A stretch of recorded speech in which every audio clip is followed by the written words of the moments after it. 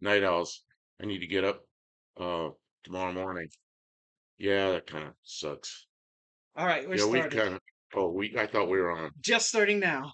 Oh, so I did. They missed all that. I Yes, was just talking to nobody. that's right, Danny you were. boy, dang night owls. I need to get up tomorrow morning. That's why we don't see you as much. 'Cause I thought you quit watching it, but you got to get up in the morning.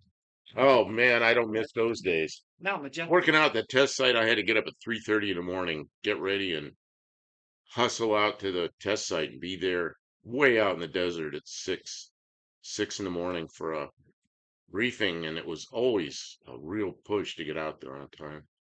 They tried shooting pool with a noodle. Oh, Like a pasta noodle? not like a pool noodle. We have a Wrong we kind of have a pool cue wrong kind in of the pool. shop. Wrong kind of pool. You know what? We are like we work at night a lot. Some of it's because of the heat, I think, but also you're just a night owl kind of Oh, I'm person. a person that could stay awake all night and sleep in the day, and I've always been like that. And I had two jobs. For in the Air Force for a while, I was working at night. That was just, I was so comfortable.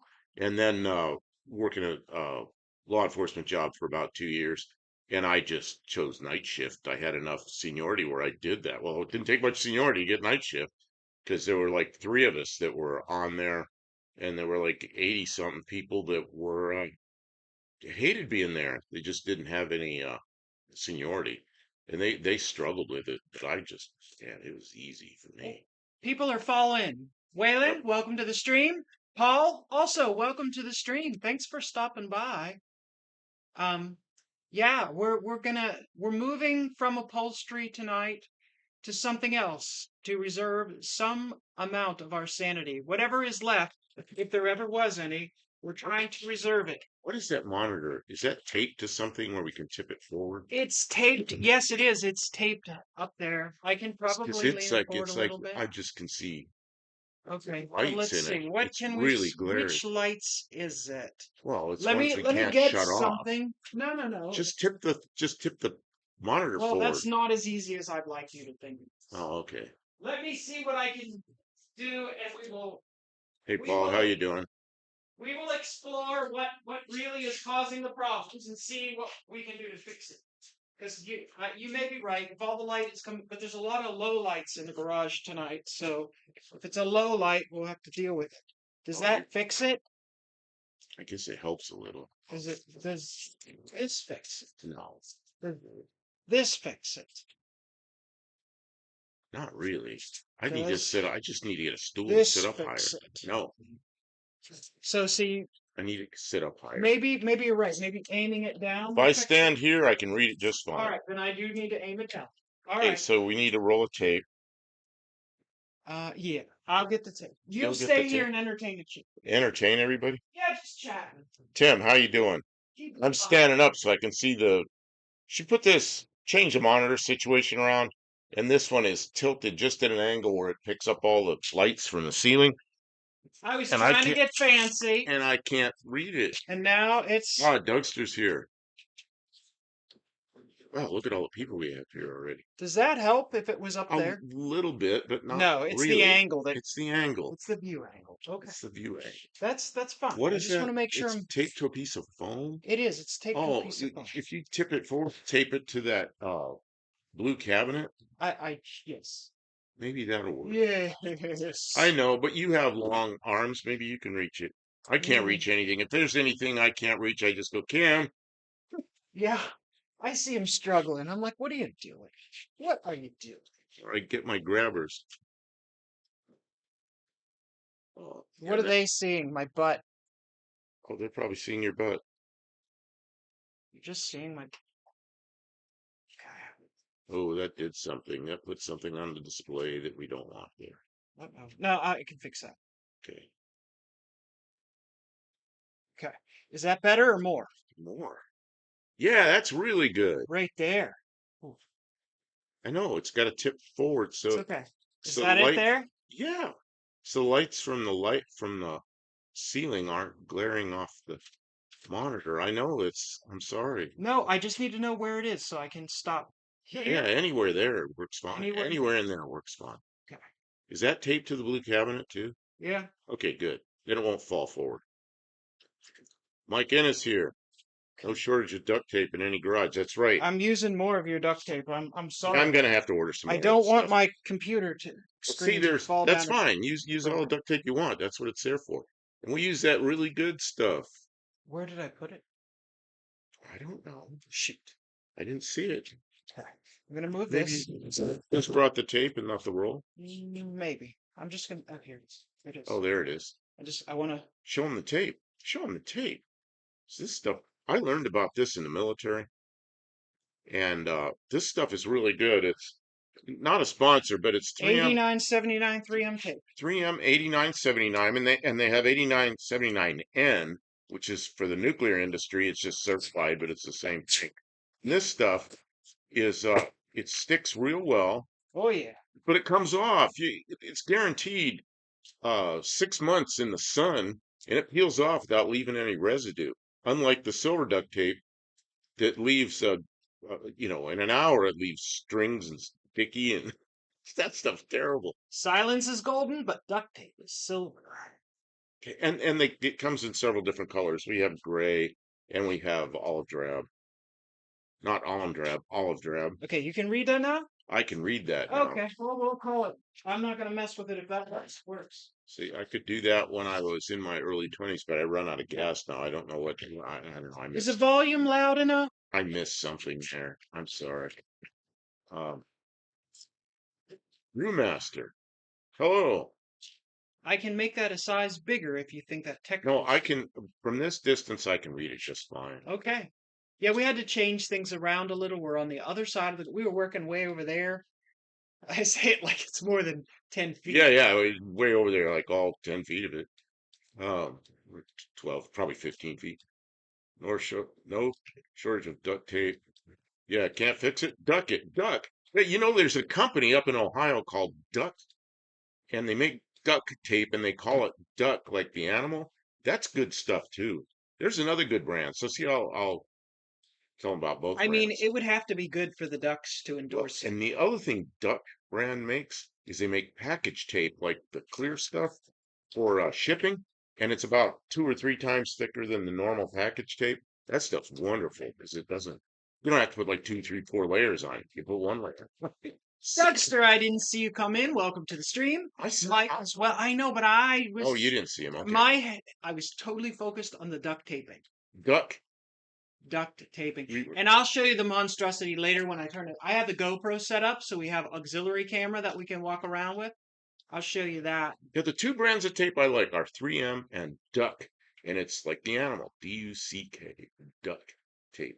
I used to drive by that place in Ohio, like 2 times a week, going out from northeast Ohio out to the western side because I had a job out there building some airplanes for a while, and We got my Goo go-to shop Gone, supplies for my naphtha, 3M body shop isopropyl tape. alcohol.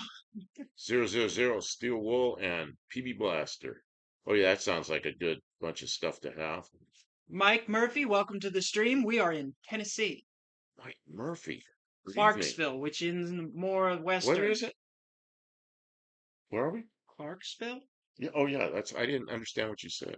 I thought you said something else. which is more west. Lucky Lindy. Hey, how you doing? Hello, Lucky. Did you hear the story about me subbing to your channel? See, I didn't know who you were. Then I met you in person, and then Kim tells me what uh your channel name is. Go Lucky Lindy. That sure sounds familiar, like Limburg, like the guy that flew across the Atlantic. But I'm thinking it sounds familiar. So I go find your channel and I go to sub, but I'm already sub. It's like, how I found you when Uncle Tony was racing Dead Dodge Garage. Isn't that who he's racing? Yeah, yeah. Yeah, you did the videos on that. It's like when you did the videos on that, I subbed to you. But I didn't have any idea who you were. You're just a woman out there in pink. Thanks for stopping in. You were doing the We the appreciate videos. people. Pretty cool. Dreams Garage. Dented No, Dreams. Dented. Yeah, I'm leaning forward to read. Welcome. Dented. I was thinking about Dead God. And Twisted Yeah. Mopar Garage. Well, we've got a bunch We of got a people bunch of stopping people in in. here. This is good. You guys are very generous to come and say hello. I hope you could stick around for a little bit and maybe we're working on the 66 start to oh, I'm in the wrong place. The 66 start tonight. Oh, It you like that view of it because it's got those little indentations on the side that oh I do. only had in 66. But you know what else is I'm going to be working down there. So that's why I made lots of room so that I can Oh, that is nice down because see, we have a failing component. Of course he does. He'll tell the whole story of who Charles Lindbergh is. He told me about it. I already kind of there. Yeah. he See, told me I'm this. old. See, this part here is our replacement because the one that's under there is failed. So Yeah, the right wheel doesn't go where the left wheel go. How's yeah, the 66? Lot Burns is here. Wow. How's that 66 Dart running? You know, I think everything in it's original. Uh, as far as the engine goes, it runs great. I It mean just it. runs good. Well, it's got a miss on one cylinder. Really?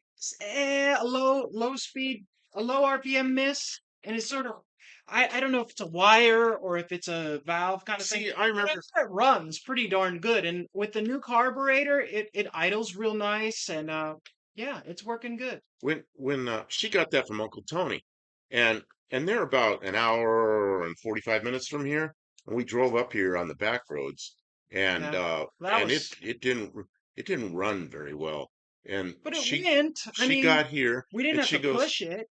but you got here and the first you said, I think the valves are out of adjustment. You pulled the valve cover off, and there were some tight valves, and man, right away it was running way better. Yeah, Just adjusting the valves that same day.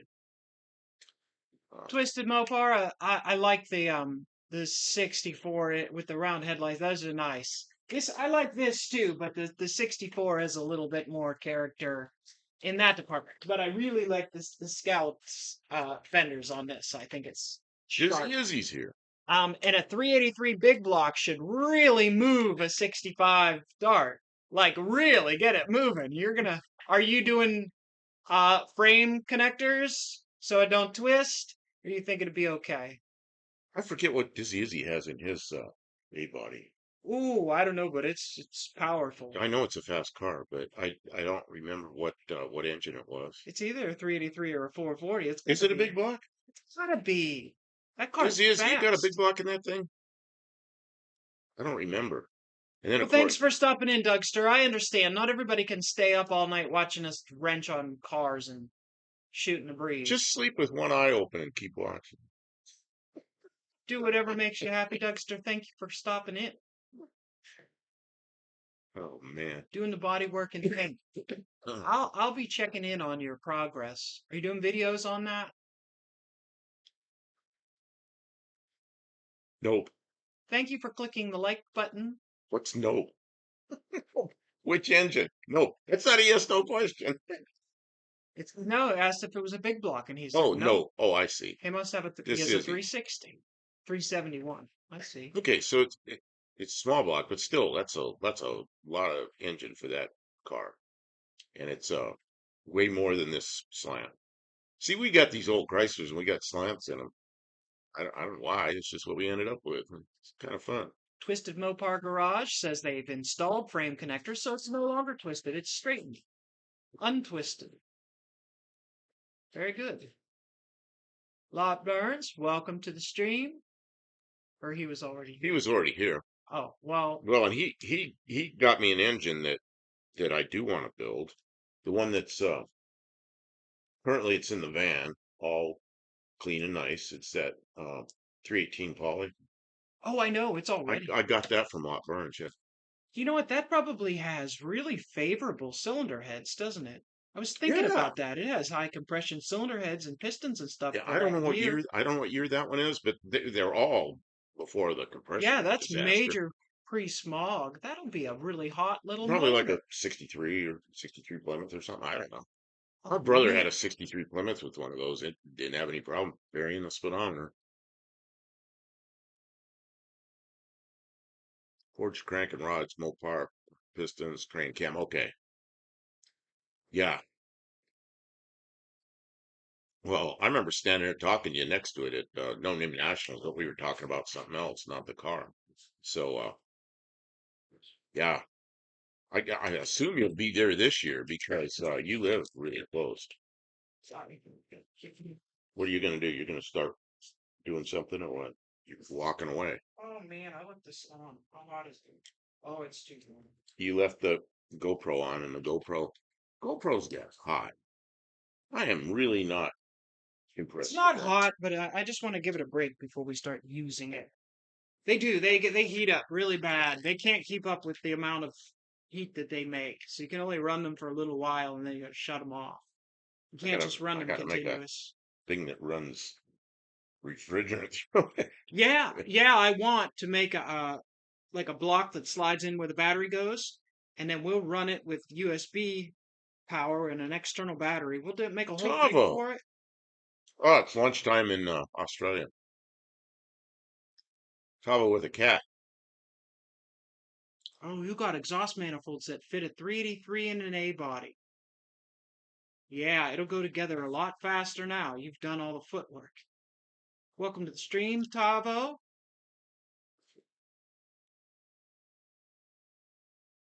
Do you know where the plastic ramps went? What did we do with those? You were using from wheel chocks on something. I feel like I just tripped over them somewhere. Yeah, Uh, I'm gonna go out with a flashlight and see if I can find it.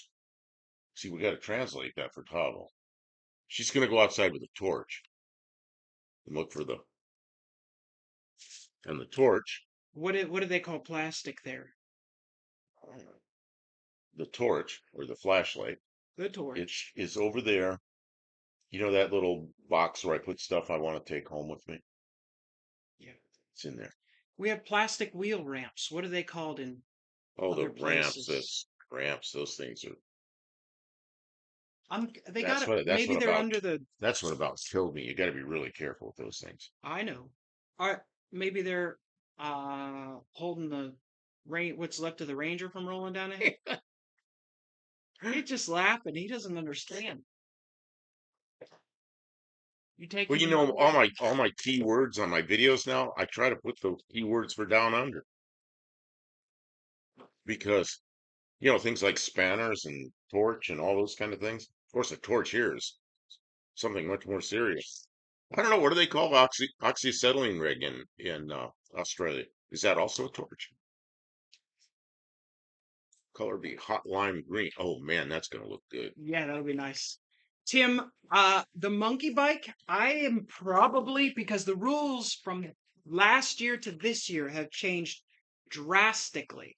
And so, as time allows, I would like to do like a 1 day or 2 day monkey bike build because I have parts to build a completely new one that is way faster within the rules because you can use twice the size of motor as the last time. So just on that, I should be able to be much quicker. And there's a limit to how fast you're allowed to go. You're only allowed to go Yeah, 45 miles an hour. it's only 330 feet now, right? I mean, Yeah, so you shouldn't be going real fast. I'm going to gear it so it Oxyacetylene. goes 30 miles an hour, but it's going to go 30 miles an hour like that. What? That's Danny And that'll get you. Oaksy. Oh, sorry for yelling. Oxyacetylene. Okay, I'm That's my sorry. hope for the monkey bike. And then I'll bring last year's monkey bike too, and somebody else can ride that. I just watched a But video somebody did, and it had time. little clips of the first annual. Yeah. And they had me in it.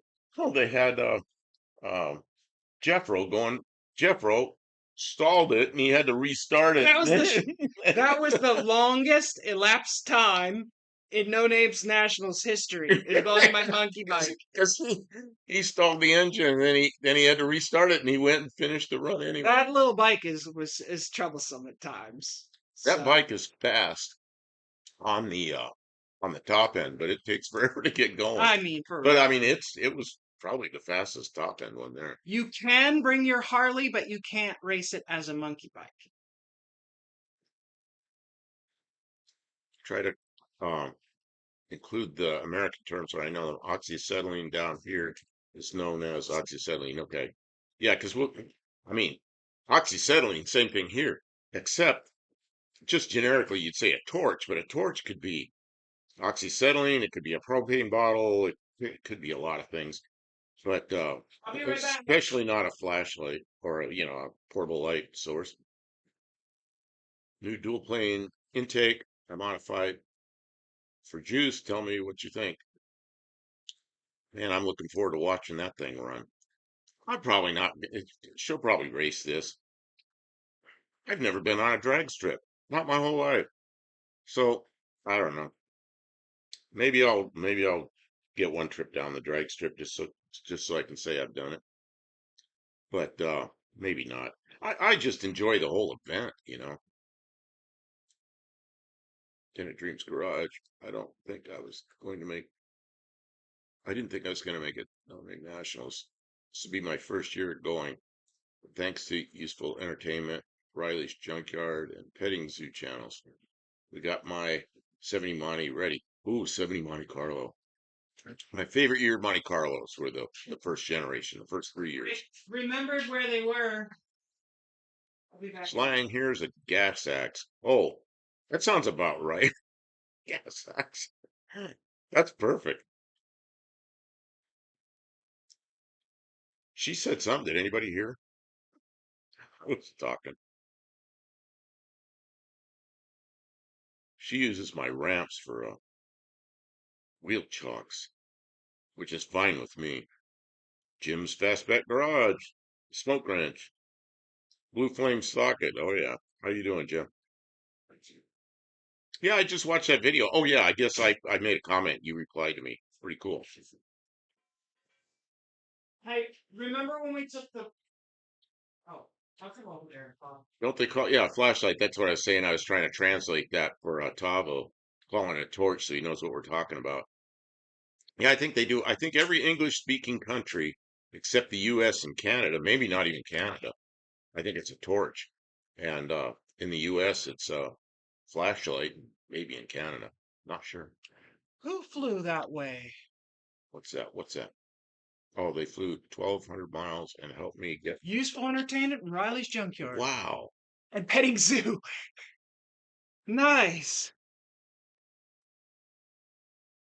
Well, now you got to show up. That's Now amazing. you Congratulations. That's awesome that they were well, helpful like that. see, now how do I know who people are? That was a hard thing. The first and the second year, no name nationals. I walk around, and unless I see the people in their videos, like they do videos and they don't show themselves, I don't know who they are. Even when I they walk right do, by them. today on Dr.Art's channel, he had Tall Garage on, and I didn't recognize him. I know his channel, I understand his projects, but I just didn't recognize the man, and I feel bad. And I missed the very beginning where he introduced him, and Oh, I felt like a dummy, but I'd rather I mean, just say I don't know who you are. Tall Garage. Yeah, He never introduced him. he never He introduced never him. introduced him. He never He put his just name there. assumed you knew who he And I was, was which just is looking at him cool. going like, who is this guy? Who is this guy? And he's talking. He's kind of relaxed, kickback guy. I mean, it was And a chill stream, and I finally understand, you but I asked, didn't I know asked, who I and then it's like, oh, I went to his channel. I go, I'm sub to this guy. I oh know him. yeah, I know his work.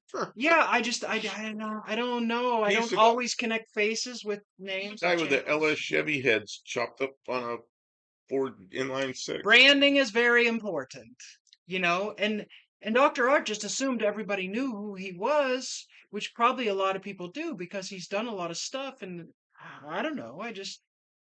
I don't know. I shouldn't have. I should have just played dumb and kept my mouth shut, but I asked Yeah, Doctor anyways. Go. I assume even if you're riding someone else's bike as a guest driver, you would need to drive or ride, you need the Yeah. 500 subscribers. One entry is one participant, not one vehicle.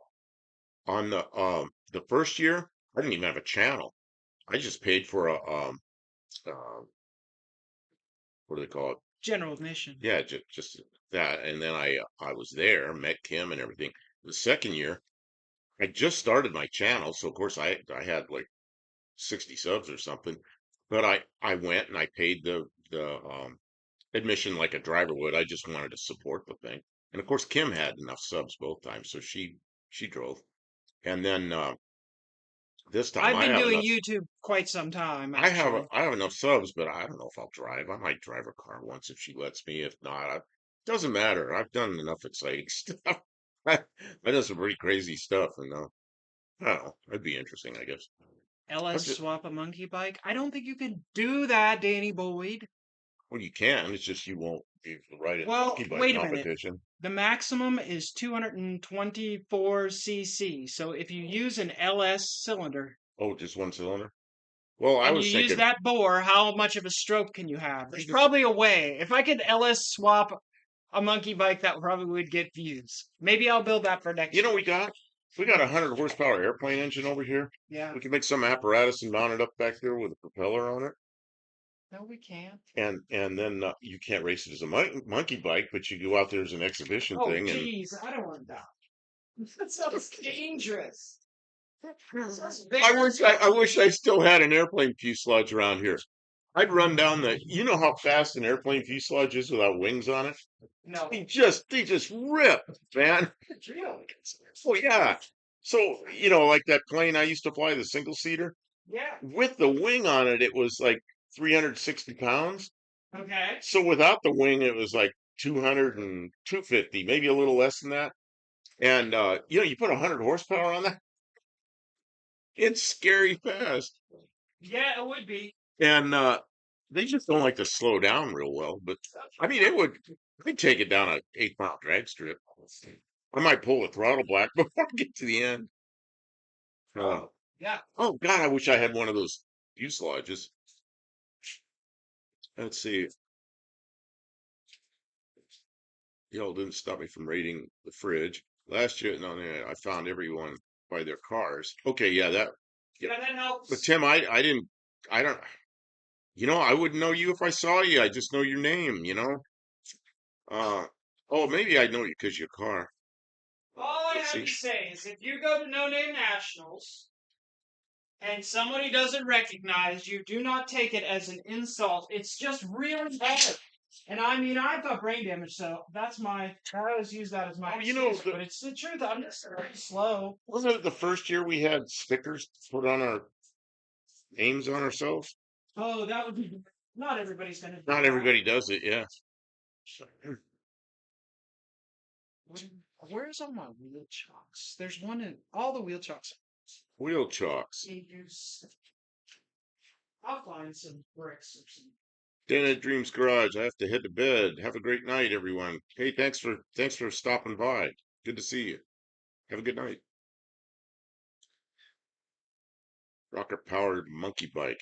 There are a couple of like model rocket engines down there. Some of those things really, really go like that by Tomahawk. It's a Viper V10. Oh my God. Yeah, I remember seeing that thing. Didn't that also have like four wheels? They're really close together.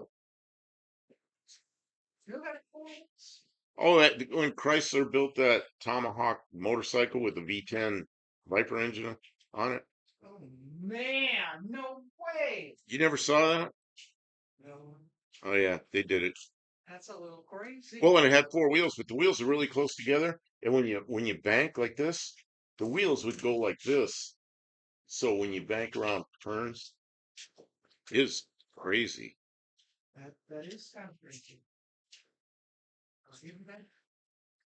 Authoritatively saying, and I know crazy. Use bricks. That's my version of wheel shock. So we do that. Bricks, wood,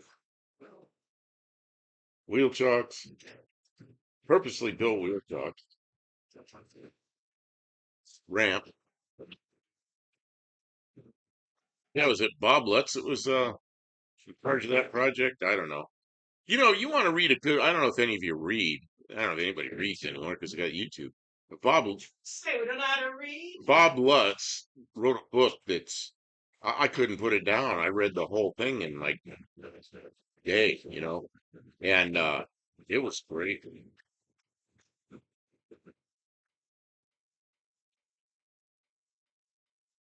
Did a big two-stroke chainsaw engine. Put on your monkey bike. Yeah, two strokes. I thought about it. She thought about it. Yeah, before you couldn't use different engines. I guess now you can use different engines. Before you couldn't use it, right? What? Yeah, you had to use Yeah. You had to use the factory engine. It was a spec class, so you had to use the same engine you that had it to came use you had to use the same engine. So it was very restrictive the first year. with. Now you can do a lot more, but people are busy with their cars. Yeah, we're busy with cars. We don't have time to monkey bike. Kim, don't monkey with the monkey bike. But it's fun.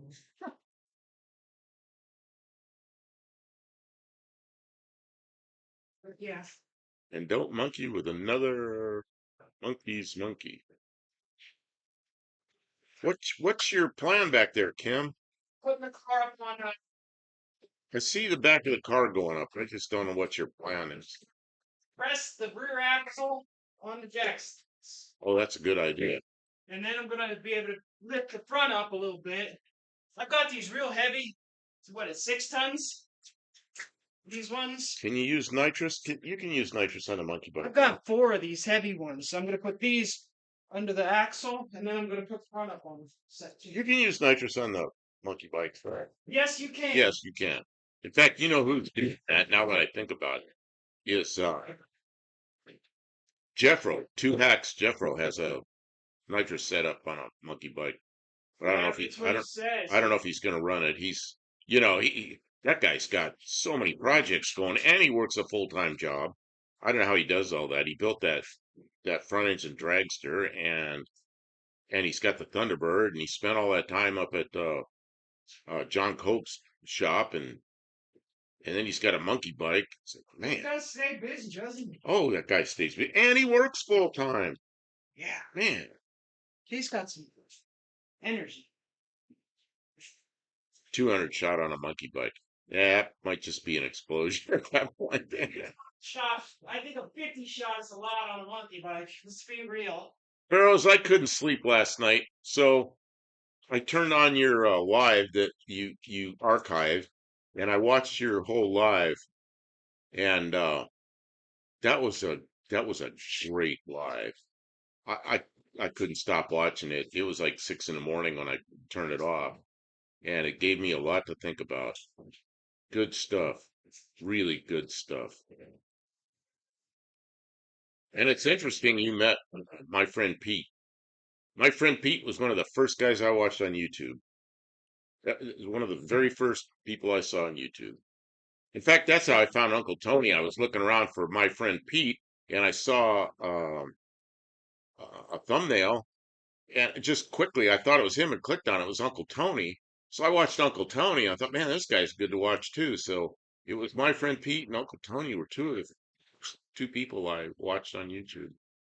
Kind of interesting you met the guy.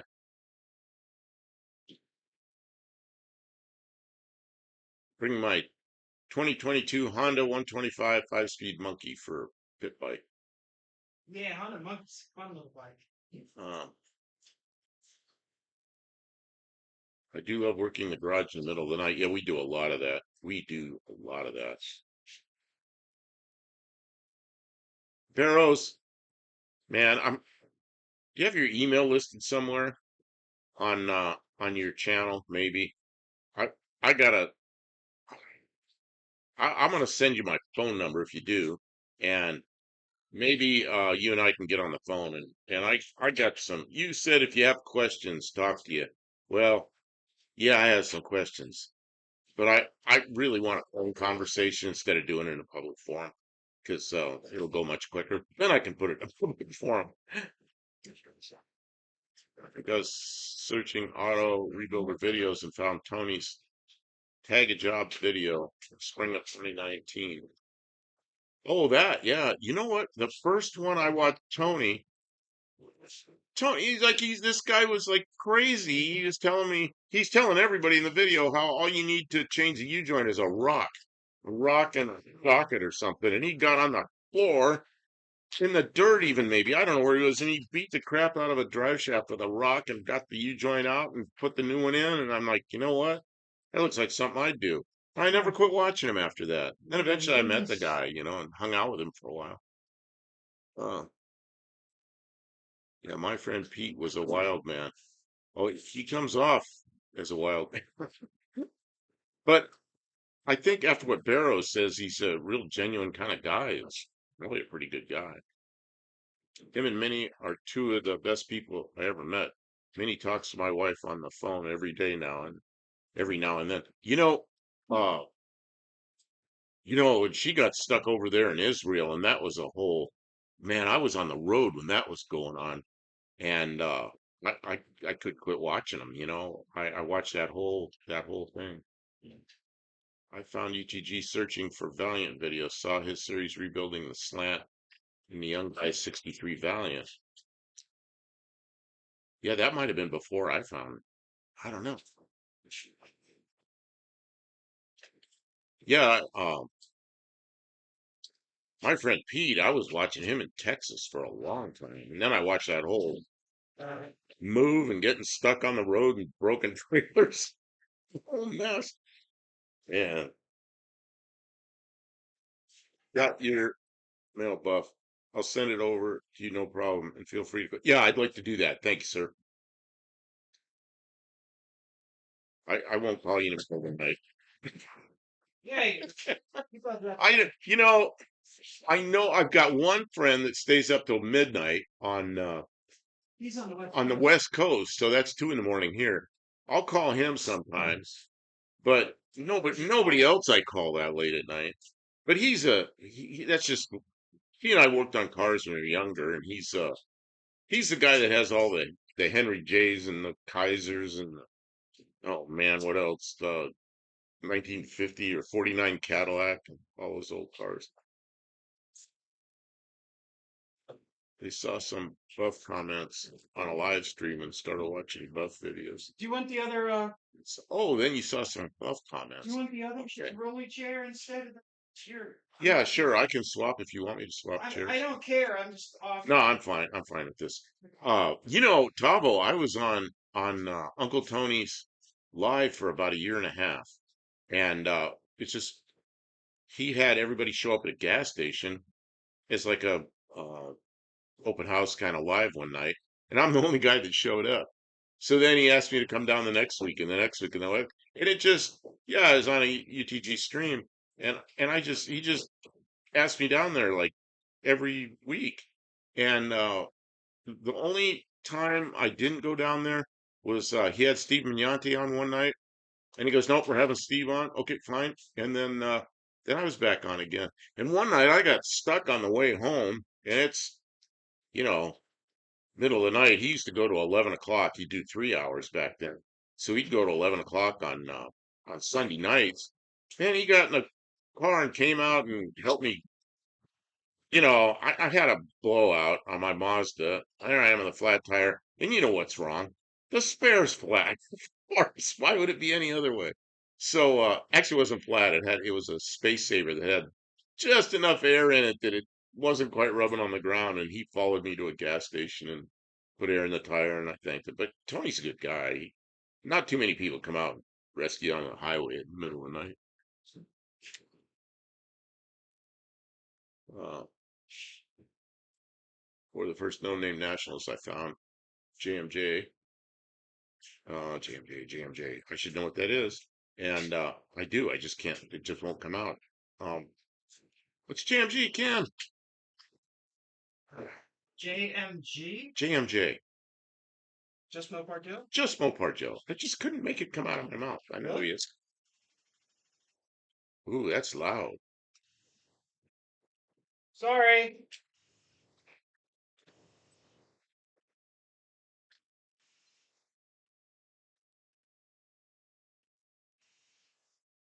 Did everybody hear that?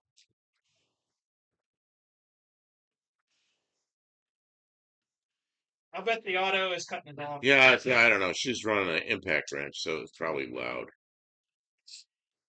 Guns and gear. Good evening.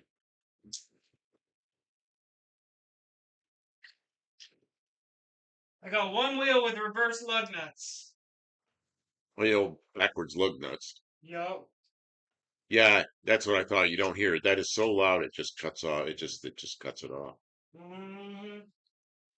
That's why I just quit talking because I figured Couldn't hear over it. And that thing is loud. Yeah. Oh, you're setting up the camera over there. Yeah, do you guys want to see what I'm doing? Guns of Gear says he hears a lot of flatulence. Oh, okay, he heard it.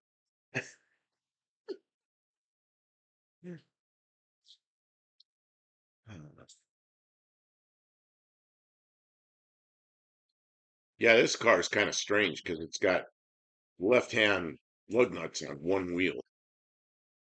And that's because Chrysler put left on one side and right hand on the other side. But then we put a Ford rear end on it, so Yeah. the whole back end's normal. So only one wheel is backwards. Grandma's 68 Newport wagon had those reverse lug nuts. Yeah, when I worked in a alignment shop, you know how many cars we had come in and people can't get the lug nuts off? And they stretched the studs all out and made a mess out of them. I've seen it happen so many times.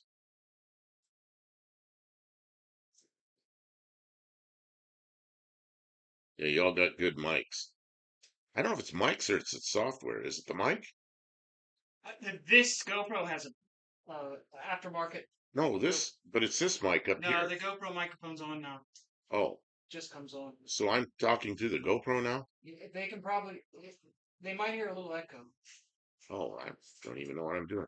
I used to read a lot of Tony DeFeo's magazine articles at 2 a.m. in the waiting room at Dad's shop.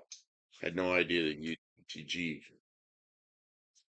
as him till I got that email from Kathy way back.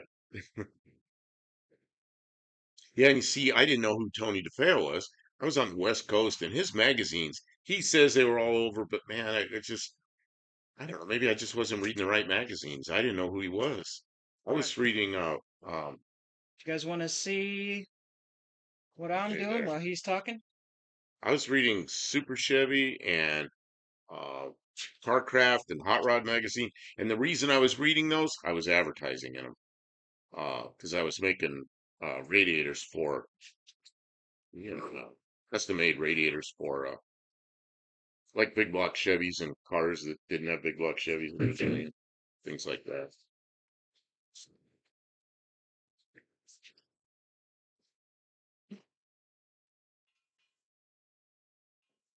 Yeah, local garage snapped off her lug nuts and swapped the tires. Ah,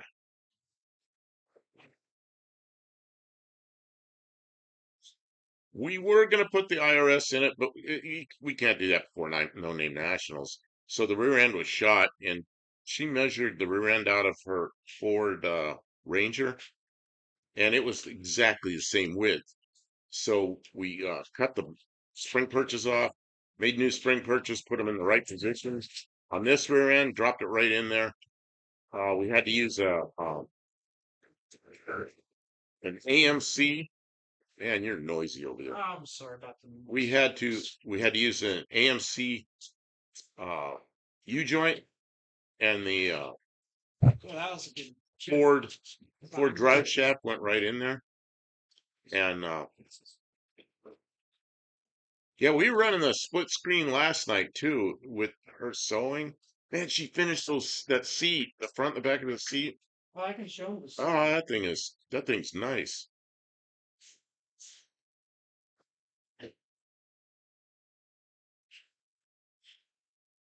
Yeah, Kim's the what are you videographer? Yeah, you're everything. I'm the Yeah, guy. I know. I'm What? the I'm the guy that holds the chair down. Um, You're the talent. the I, talent, and I think you're the talent. I don't know what I'm doing. You at least I know. was a talent for years, and I'm burning out. That's all. But wait till we do the Spitfire. You won't be able to stop me. You're gonna like that thing.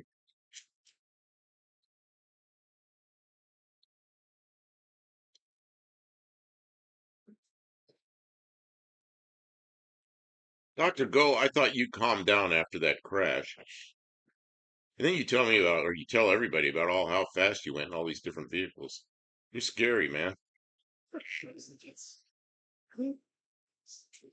I had my father look at this. Oh, this is Blue Grit Garage. I thought, look at this. Bought a new four-door, same color. It was a 170 Slant automatic. It was oh yeah, 170 the automatic. Yeah, probably was. But yeah, probably a good car though. I missed your live last night. Wanted to watch, but had to pass on that one. Yeah, we just if we come up to the shop, we'll just impromptu turn the live on. And tonight we decided I was watching Dr. Art, and then we decided to do it. So as soon as Dr. Art was finished, I put a um, made a thumbnail, put it up. I grabbed the thumbnail off last night's video, put it up, and hustled up here.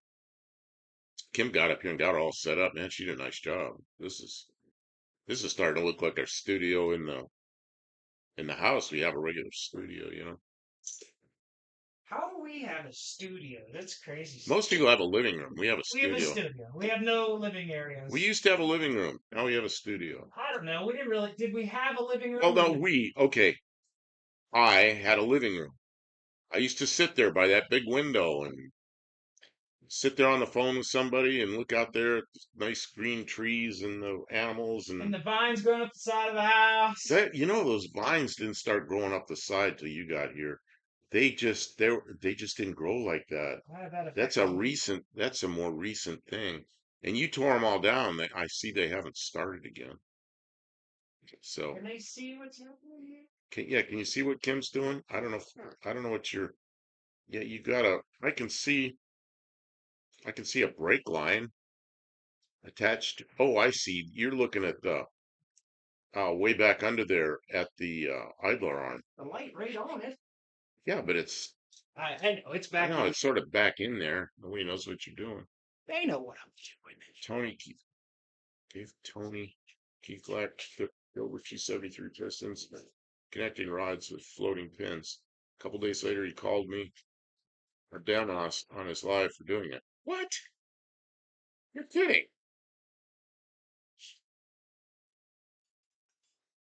Man, I like floating pins. What if a guy wanted a good market now, rebuilding old heater cores? Really? $1,200. I know how to rebuild heater cores, and I know where the pieces and parts are. I mean, I'd need to take an old heater core, tear it apart, and put a new core in there. Man, maybe I should do that. I could never charge somebody $1,200. Yes, you could. That'd be like some kind of bank robbery. But see, that's the thing is you'd have to see what it really cost you. By the time you were done, you probably realize why it costs so much. Ari, you're here. How you doing? Kim Cam. Yeah, that's the Kim Cam. You're right. This is miserable. Well, Ari, Jesus we went Christ. on last night after Tony, like a little while after Tony, like what, an hour after Tony? Yeah, a good hour Something after like that. Tony. But I didn't see you in Tony's, and then I knew you were going to Phoenix, and I thought, you're probably not gonna do it after the Tony, so we went on. And what did we do, like 2.5 hours or something? I don't know. Yeah, something crazy. We working. Oh, I was sewing. Ransom E. Bernia. Hey, I lived in Geneva, Ohio for a long time, up in Northeast Ohio, and the building that the Napa store is in, it's an old house, and it's where Ransom E. Olds was born. And it says so right on the building. But now it's painted blue and has Napa signs on it. We have a What do we have? chicken fork. Pickle fork. It's in the pickle fork drawer. Up one, up, no, no, up, no, here. Up one from where you were when you said pickle. I used to have one that went on an air chisel, but I don't know what happened to it. Hammer too. The hammer drawer, pickle fork. Okay, so how many people know what a pickle fork is? Everybody knows what a pickle fork No, I bet is. I bet there's people that don't know what a pickle fork is. Ta-da! That's a Give it pickle away. fork, Oh, and that is for separating, Bodge. yeah, like bulbs, like small bulb, not the big bulb joint, small bulb.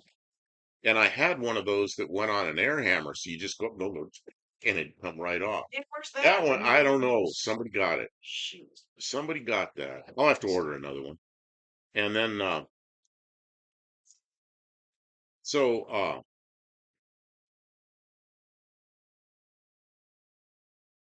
man, he shot Liberty down.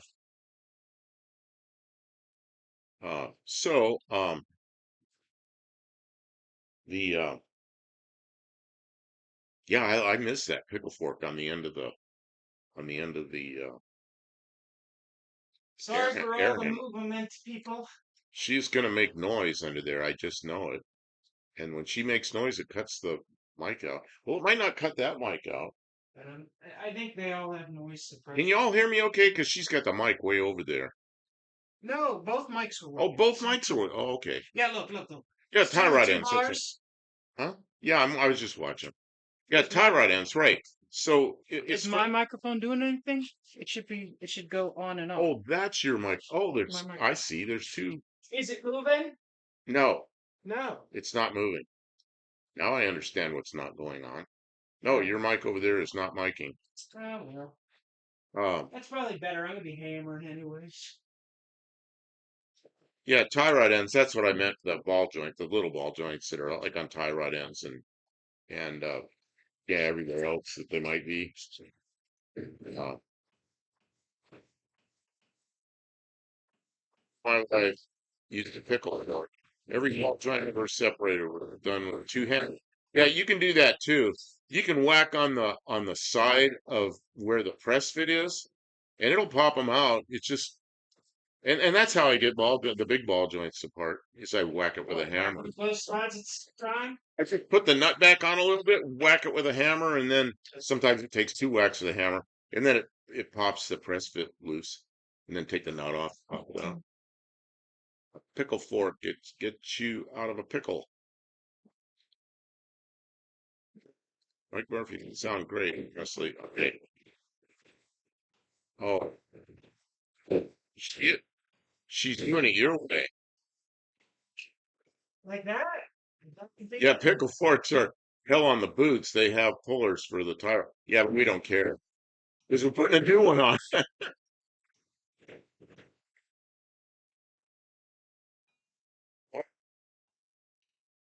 I don't know though. I've used them and not destroyed the boot, but I don't use them unless I'm replacing the thing. kind of awkward to try and get to? Can't get to it with a pickle fork, huh? I think I can. I just it's Finally awkward. sprung for a ball joint separator. Hey, you got a puller? I don't know if it worked for Or-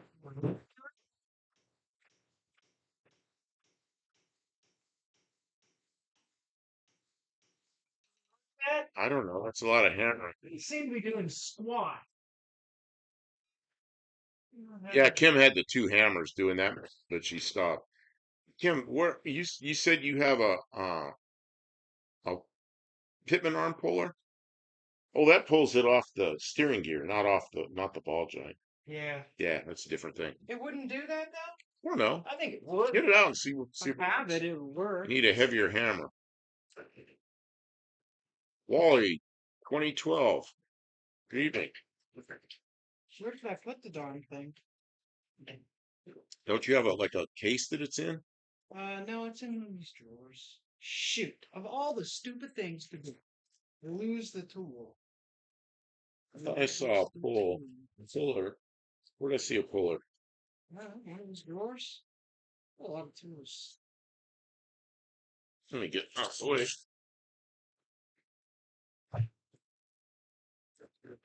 What is this? Oh, that's something else. Who said bigger What is hammer? this? That's some kind of Something else. yeah. I don't even. Man, there's a tool in my toolbox. I don't even know what it is. Something can put in there. Yeah, BFH. QFH. You know what a BFH is? The big F hammer. If you can get a bar in on it, you can apply downward pressure on it, smack it with a hammer, it'll pop out. Yeah, put some pressure on it to pull the the So pull the what you're press fit, saying is I'm hitting it like a girl. hitting it like a girl. Whoops. Shoot.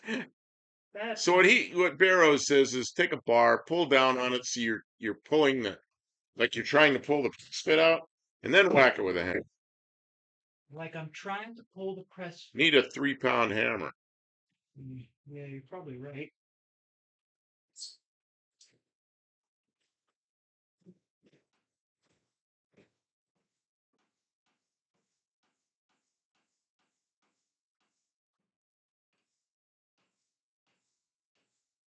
Man, the whole sound and the action and everything's all not linked up well. It's blurry. Well, it's just like the sound comes in at a different time than the I can't than even the see whack. what's happening. Stupid thing. All Hi, right, I Marcus. gotta. You could take it off this camera because I can't. I gotta crawl under the damn car. What do you want me to do? Put it on the main camera so it's just you. Oh, stand by. Because I can't. I can't get under here with the camera. She's gonna get under there and scoot around and. Yeah, and I just don't want to hurt my GoPro. Oh, okay. I thought maybe you're gonna like when I get under a car and start doing that stuff, my shirt comes up to my neck, No, and I'm laying on the back in the dirty ground. Uh, Kim Cam disengaged. That's right. yeah, I temporarily, I guys. have a thing up here I can do that. Sorry, guys. I just Oh, you can't. They can't hear the hammering. See, I hear it, and it's not coordinated with the hammer wax. Hammer wax. It's not WAX. It's WACKS. hammer wax. Hey, where's the water? The water used to be next to my seat. I am so dirty from laying on the floor. I'm filthy dirty. Because we always put down the dirt to pick up the. So you're using the cardboard. Yeah, now that I'm filthy, I'm using cardboard. So you're gonna wipe yourself off with cardboard. Yeah, onto the cardboard, pretty much. Before I crawl under there, I'm going to put another jack as a safety check. Kim, what's this? This is some other kind of puller, Yeah, not the thing you need. nah. That's kind of a light duty little thing.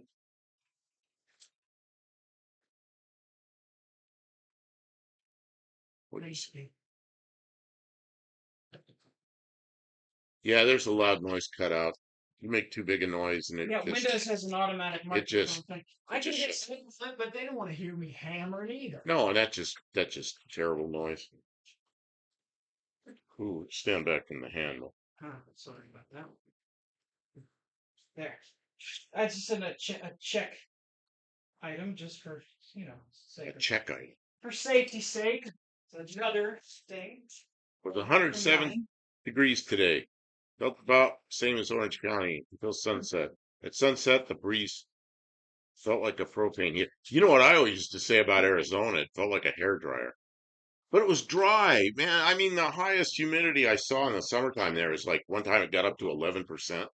It's beautiful.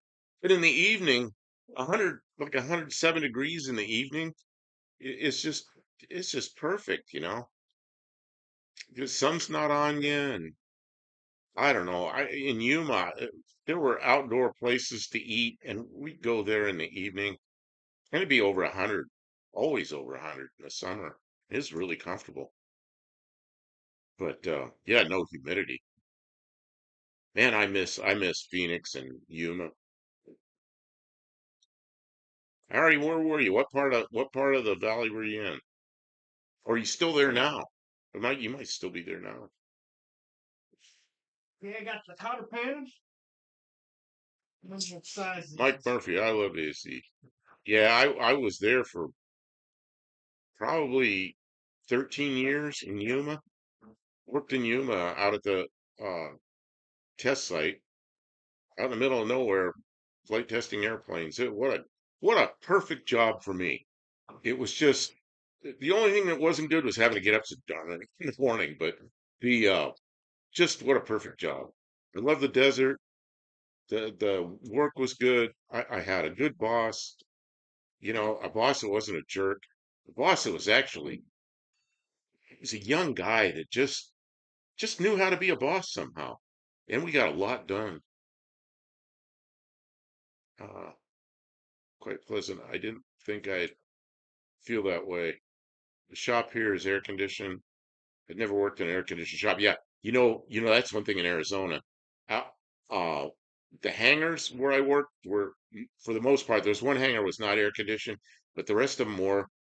But we'd work on an airplane in the hangar, but then we'd be out in the flight line a lot, and we had what we called shade structures, just a big old thing with that you could stand under it, and we had plenty of water. And I used to take my hat off and pour water into the inside of my hat and put it back on, and about 10 minutes later, my hat would be dry. I'd do it again. I poured hair. I'll get it out yet. Pour water down my back. My shirt would dry out, and then pour a little more water. Drink water, and I'd be out there 10 hours a day sometimes in the sun, or in outdoors. I'd be getting under that shade structure as much as I could. But I enjoyed it. I mean, the hardest thing was staying hydrated. You had to drink a lot of water, and or you were in trouble. My electric oven is a dry heat, and I don't stay there. You guys think Yeah, I'll but be the difference between will the Stanley 2.5 pound do it, or will I have to jump up to the Yale 3 pounder? Place your bets. glacier vents here yesterday was 99, was 79% humidity, felt like 100. We thought, yeah, well, 79% humidity, it's not going to feel good when it's 75 degrees. I was in Ohio, and I remember a friend of mine came out from Arizona, and he was there, and we were moving some stuff around, loaded on a truck, and he was drenched in sweat. I can't believe how hot it is here. And I was, man,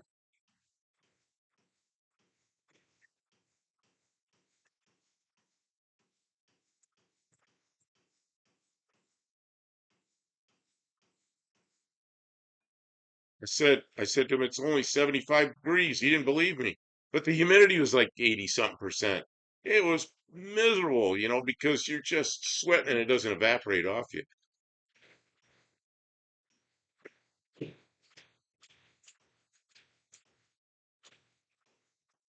Grammar. Okay, did it work?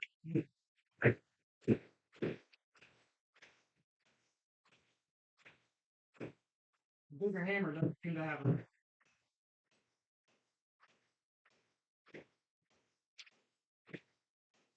Are you kidding? It won't come off? No, it's going anyway. She's beating on it and beating on it and beating on it. Cuts my mic out. I always like phone calling. Hmm.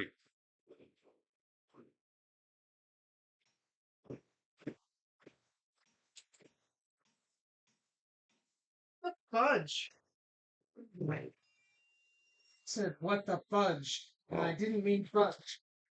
Ugh. so It's really just being cold. can you use the big hammer on the pickle fork? Is that what you're doing? Yeah, that's what you're doing. Okay. Already? What are we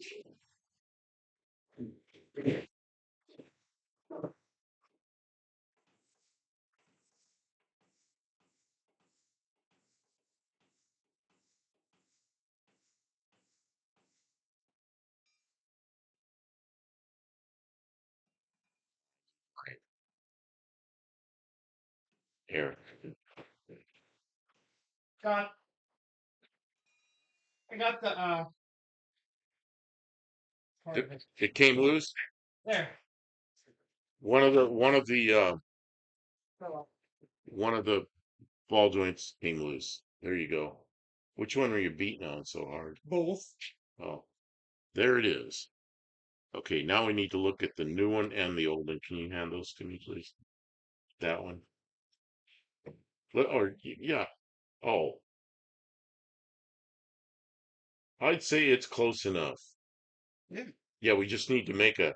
See, she got one from a newer one, and they're mounted differently, but they're a whole There. lot better. Hold that Okay. And we can explain it. Do they care? Do they want to know? You want to know the difference between the way it was and the way 66 it's and a gonna be? 68, or 66 and a 67, 68, 69. Okay, You this see is a it. 66. It's got two ball joints on it. Well, they're not ball joints. Okay, what are they? They're Are there two press fits? Okay, they're two press fits. The 67 and later has one press fit, and then it has a clevis. So we have to build the clevis and weld it to the which way am I turning there? For that end, the bottom end, we have to weld a clevis to the K-frame, and then this will be supported on two ends, not one end. And these are really hard to get. They're no, expensive. they're expensive. They're They're way double the expensive. price. They're like a 1 year thing, which really sucks. 3 year thing. 3 year You're thing? giving them all the wrong information. See, I thought they were 1 year thing. No, but so All right, you talk. that's okay. We're talking about the weather. Way better than Usually hot past couple of months right here, under 100 degrees, but it's a dry heat. Yeah, yeah, we it's had out. a I got it out. Phoenix Lake summer so far in Colorado. I keep going to the Good Guys show a couple of weeks. Arrows. I remember as a kid going to doing ball joints. Tried the torch to heat it. Oh no no, uh, that grease exploded. It was hot as 80s. Dad laughed at me when he got home. Clevis still sounds like a dirty word. All right, how many did say here? I usually go up there. So the way this is supposed to work is these are not ball joints because this is a steering idler. It cannot go like this. It can only go like this. So these only rotate once they're in. They're not supposed to go up and down. If they go up and down, that causes steering play. Yeah, then they're They no only good. move like this. So this one goes up and down a little. I can't feel the play when it's out of the car, but when it's in the car and you push on the wheel, it's springy. So, I live in Loveland. You live in Loveland. We used to have friends in Loveland long time ago. I used to go there. I used to go there in the winter. That was dumb. that is dumb. Why would you go anywhere? Wait, Loveland, isn't that Texas? Loveland is in Colorado. It's a little ways north of Oh, well, Loveland and Fort Collins are right together, and it's north of Denver. It's been a while since I've been there because I had friends there and they just bought you're gonna laugh at this. They bought a brand new AMC Eagle, which is looked like a Hornet wagon, but it was four-wheel drive. What a great car that was to have in Loveland, Colorado. And I had my 64 Ford Galaxy, which is slip and slide, and it matches the angle of your pitman arm off the steering box. Yeah, yeah, they work together like this, and there's a center tie rod between them. Yeah, I wasn't sure the geometry was going to be the same, but if it's not, it's within eighth of an inch of the same. I'm not worried about it doing funny things.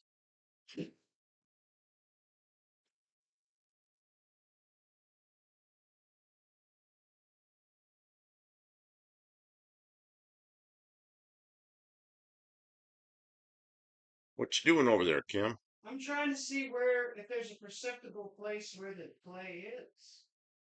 I just want to know what there. Well, could you see it going up and down when I moved the steering wheel, or did we do that, or what happened? Yeah, but I can't find it over here in the device. Decano is where the speedway is. If you go there, tell Jim and Benny hi from Thumper. They will get a kick out of that. Oh, I got a 68 Bronco, need a lot of work. It was my father's. It's Mike Murphy. Oh, 68 Bronco. That's a good one. Man, the original Bronco was quite a thing.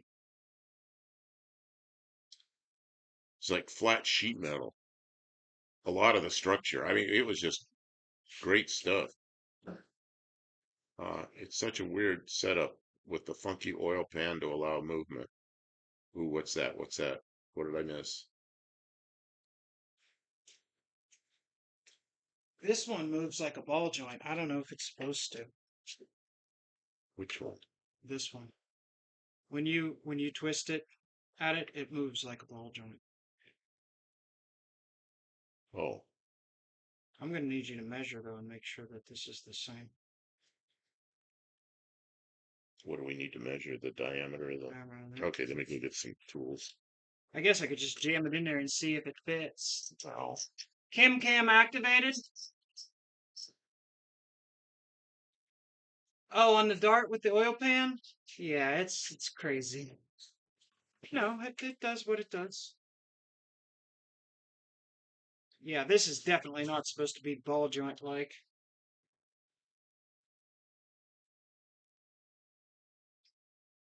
I'll be right back. you'll be right back. Yeah, I'm just confirming for my own understanding.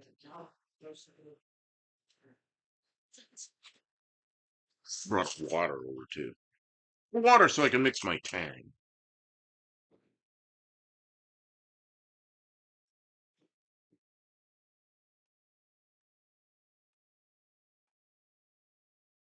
Yeah, it's flexing way too much. I wonder if the frame is cracked or something then. Even like where that goes through, because it moves way too much. I'm gonna have to take a good inspection of it. Yeah, and if we're making We're gonna yeah have to fix we're whatever's making wrong. a if we're making a clevis to weld to that, sure we'll see if the frame is. This joint only pivots. It's not supposed to be like a ball joint. The one that come off the car, it's like a ball That joint, does look but like it a ball doesn't joint. look like it's supposed to be a ball joint. It looks like it's all blown out. Okay, hand me that So, or hold it or something. which one? This one? Yeah, let me get a. I don't know where I want to measure it. I Like, don't know, but the nut fits on it. Measure it at the wide part. well, I want to see what it is there first. Okay. Okay, that's of course my eyes aren't working well. 575. Can you move that thing that no the that thing so I can get that in? Yeah,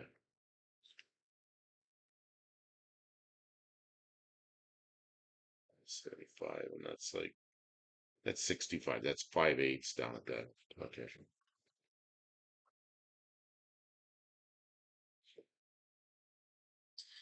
let's see what it is down. Yeah, there's junk in there.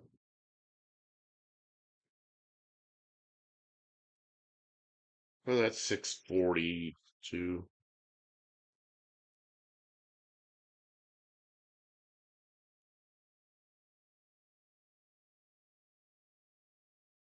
I'd say this one's slightly bigger, but it may be because I can go down that Oh, this one's further. bigger? Yep, but It well, looked maybe, smaller. maybe. I mean, only way down at one end, so it's gonna go together just fine. Oh no, yeah, it looks. It'll go together real well. Yeah, but see, instead of having a ball, this one just has this one has a sleeve. It's meant to have a bolt go through it, and that if there's a, anyways, I need to get in the A body groove. I got the Apache running and a new drive train in a month. Had the Dart since 2019. Well, yeah, yeah, get your butt to work. What do you Yeah, and I think? saw that engine for that Dart, man. It's like, what a nice thing. I mean, sometimes you just got to put stuff on the back burner. Oh, we got so much stuff on the back burner, but we got stuff on the front burner too. I'm sorry, I'm missing so much. Oh, they were talking about the CRs. Mike Murphy's talking about his '68 Bronco that his father gave. Yep. No. Ari was talking about being in Phoenix and the weather and how nice it was and all Oh that. yeah, yeah, yeah. Well, I thought it was nice. I don't know if he thought it was nice.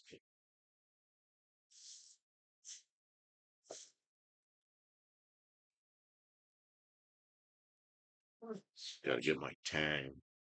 Get the. Ooh, you know what? Was there more of those boxes of Tang up there? Yeah. I'm down to two. This is the last two. Real. How many was in that box? Like five?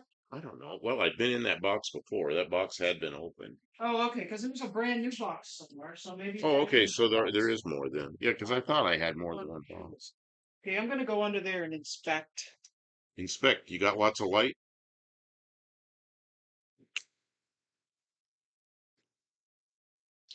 Is it a two-door dart? If it's a two-door dart, we'll come out and get it. How much you want for it? What is this? I don't know. You He's guys need asking a if somebody dart. needs a dart. I don't know who he's asking though. Comes with a fat cat and a piano. What would we do with a piano? Yeah, all the things. Why Does the would we piano not? have wheels on it? Can we ride it?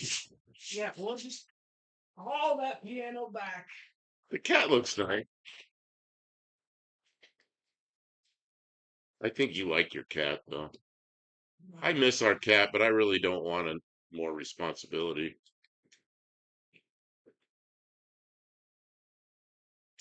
Gave it to my granddaughter the day she was.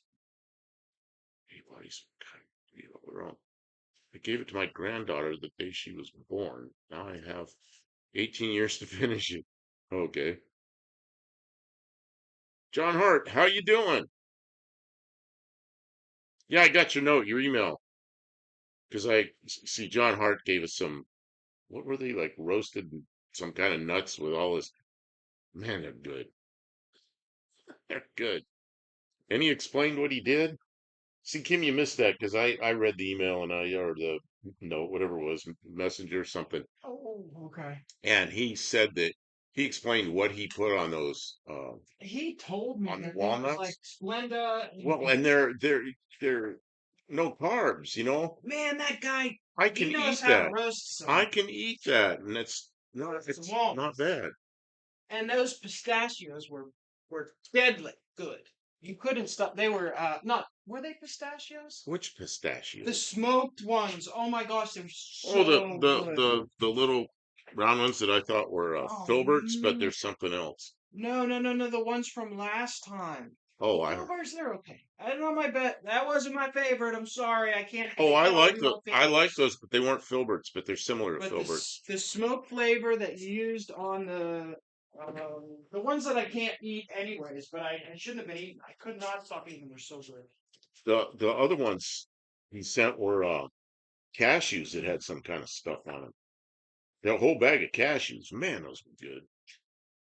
And I just pick a few, and after like week, more than a week, they were gone. And I was hiding them from him when he wasn't looking, so Yeah, he wouldn't eat them she all. hides. She gets those nuts from you. I see them on the table, and then later I'm like, I'm gonna go out there and get some. And they're not there. And she hid them. I gotta start moving them around too, because he finds them and then he just keeps eating them. Yeah, they were hazelnuts. In fact, I got online and looked at the difference between filberts and hazelnuts, and they're so much the same. They're almost interchangeable. They're different, a different tree, but they're the same, almost the same kind of tree. So they're I don't know. I had to go read about it all. You know, it's just how I am. Got to read about everything.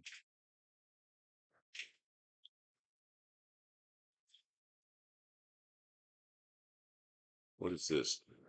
You toss in an Iranian with an old world work ethic. I don't think about it, man.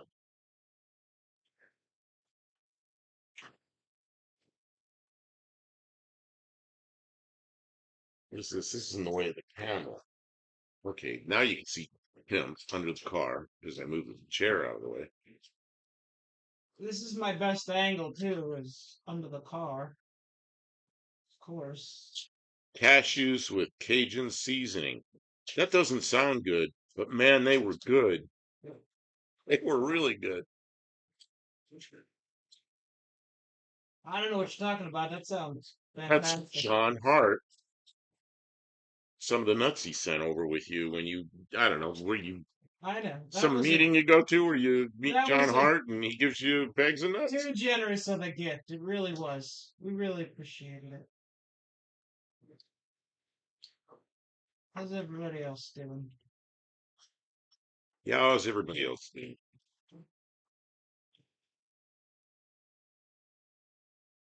it's pretty good having that screen vertical now. Oh yeah, for the chat. I can read a lot further up the Yeah, I gotta show them. I gotta turn the other camera on so they can see what I we have gave you. kind of a portable studio here now. Yeah, every time we stream, I gotta move the whole thing around. But it makes it really nice to work. Cajun seasoning makes everything great. Man, I got a friend that lives in Louisiana. That's everything he does is Cajun. like a big pot. You put this meat stuff in there, and he goes, you let it cook down, and then you put it. It's like an all day thing, and you make this stuff. It's so good. I go see him. It's a guy I knew when I was in the Air Force, so we kind of stayed in contact all these years. Jeez, I met him in 1973. He got out in 74. Oh, I'm melting this bucket. I wondered what that You're smell melting. was. Oh, that's the smell. You're melting the bucket. Whoops. How did that happen? I got this light. Oh, the light's hot enough to melt the bucket. Yeah, I was cooking it slowly but surely. I'm like, what's that smell? Ooh. Yeah, where's Hubie? I thought Hubie was like down there with Ari, like working like next door to him or something. Are they like some distance apart? Hubie, which is it? Hubie? I know it's not hubby.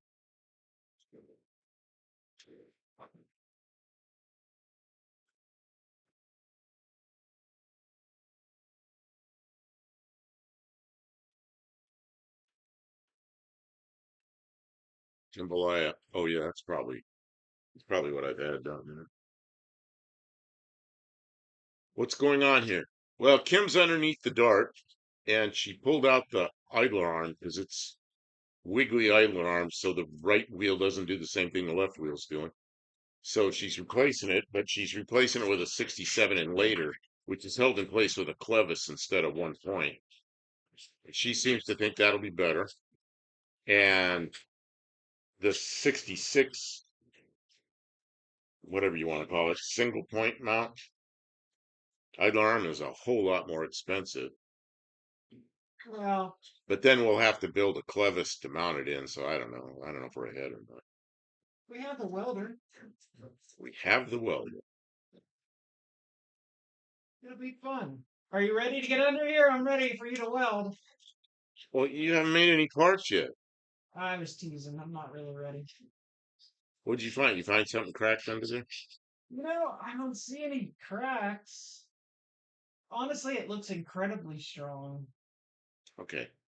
And did you see those pictures I got of the guy that did one of those? The clevis he made? No. Man, they're at the house.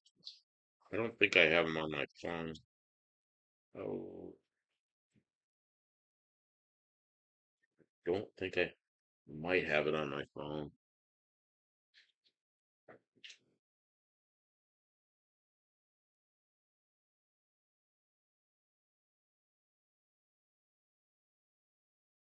Ah, Kim, I don't think I put them on the phone. Okay. It's all right. I'm looking. I know I grabbed a bunch of pictures of that clevis that guy did. I mean, we could figure it out, but it's nice when somebody else figured it out. Mm-hmm. Oh, here's this video you were asking me about. It's on my phone. Oh, I got a video I can edit and put it up. Jeez, I forgot all about it. I know. Can't get views on videos you don't Yeah, post. when you don't post them, you don't get views.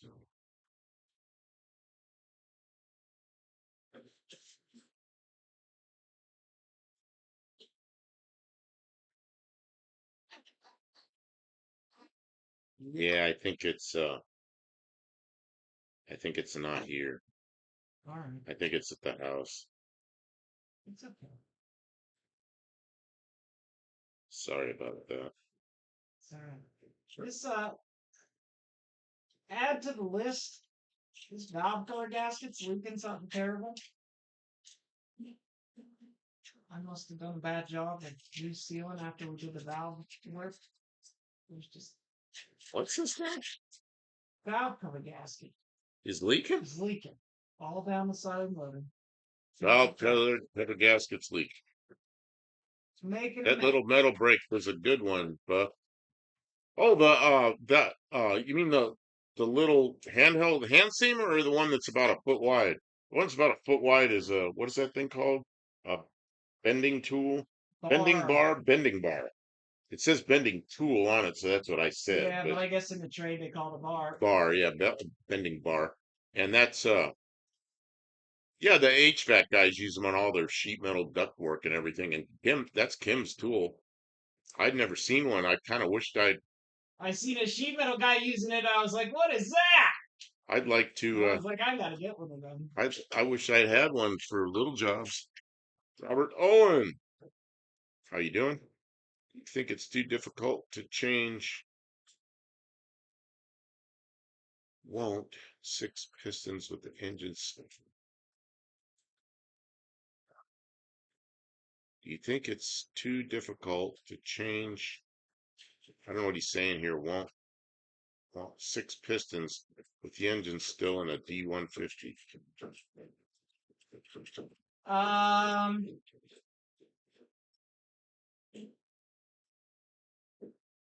it'd be a lot easier to take it out. I put new rod bearings in a Oh, in a slant six.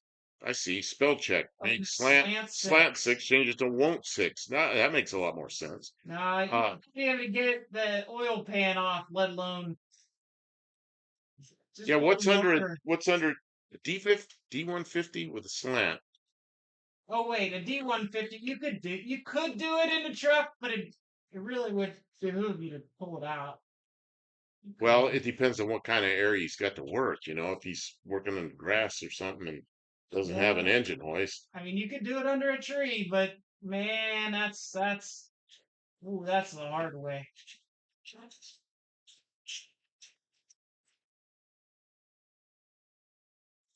You I've have done. my mad respect for me if you could pull it off, because it is not going to be easy.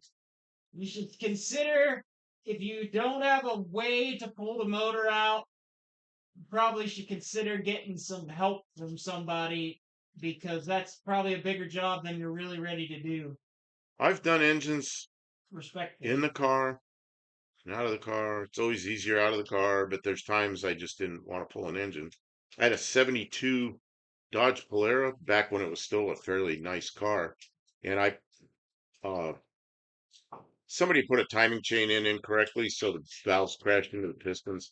So I uh, fixed that in the car, pulled the pan, pulled everything out the top. Uh, what else have I done? Ford Maverick, I did a six cylinder from underneath and pulled the pistons out the top. Uh, Man, I'm sure I've done another car or two that way. I mean, realistically, if you need to put pistons in a slant six, you think you're going to be not needing to do a bunch of other stuff when you pull it out? You, if it needs pistons, it needs gone through. Dizzy Izzy says, Robert, if you're young and nimble, go for it. Oh, rock driveway says it's a little rough. Yeah, if you got a rock driveway, that means lifting the engine up, pushing the truck back, because you're not going to roll the engine hoist in the Oh gravel. no! Make sure you put your hoist on some heavy Or wood. yeah, get something big. And yeah, even like a piece of 3/4 inch plywood, it's not going to be long enough. I mean, maybe. But look what happened to you last time you pulled a engine with an engine hoist on uneven surface. Yeah, I Yeah, the engine went flying and the engine hoist flipped over and yeah, you but got out of the way in a hurry. working on that truck laying on the ground is just ugh. And I, I was helping. I was in a truck trying to pull. I was in another truck trying to pull the truck back, and it felt like an earthquake. And I looked in the mirror and I saw the engine go by down the hill. And for some lucky reason, it didn't go through the wall of the shop, which was at the bottom of the hill. It was a, what was that, a 360? yeah, 360, yeah, went rolling that down the was hill heavy. and stopped. That thing was heavy. Here's a mistake. A guy comes and wants to buy the truck without an engine. So you can pull the engine out and he's going to come back to get the truck. So you pull the engine out.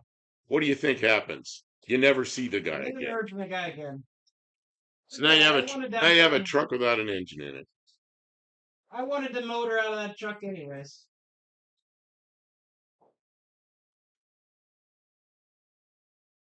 Oh, this frame rail's all full of grease, which is good that it's not rusted, but it's really messy. Yeah, from now on you get deposits. 100% down, no payments. Then they come back. Oh, something on my glasses. It's driving me nuts. Oh, that was a rock, So, greasy rock stuck in here. oh,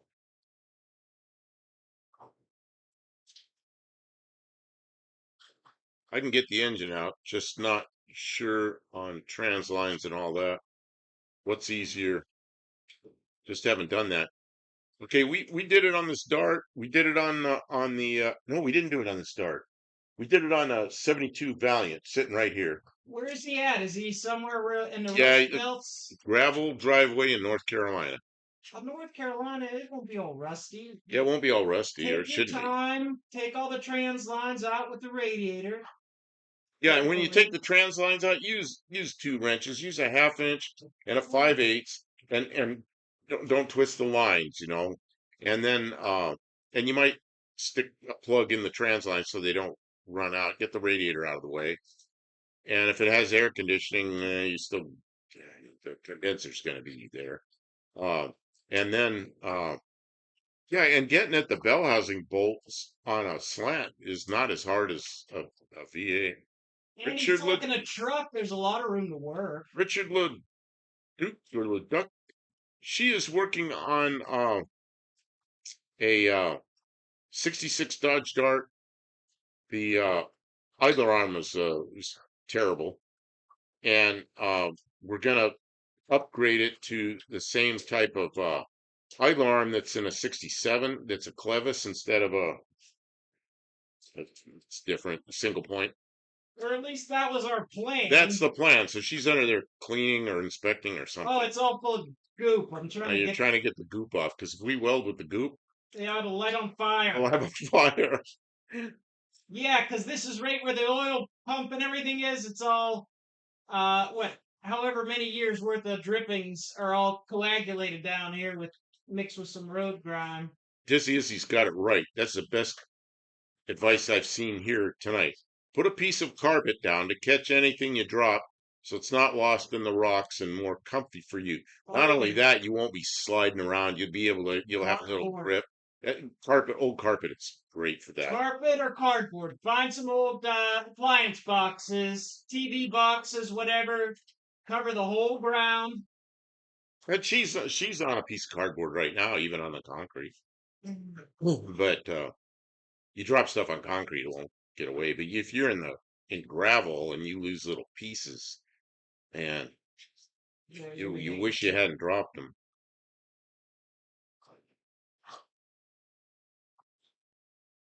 I got a big magnet about the size of a golf club, and what did we drop out there one day?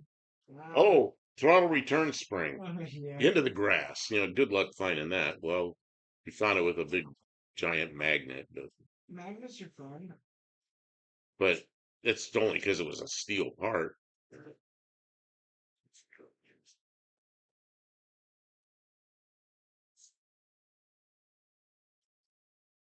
Yeah, this car is really getting close. The idle arm needs to be replaced, and it's just we're making a bigger job out of it because they're trying to upgrade to the later model style idle arm.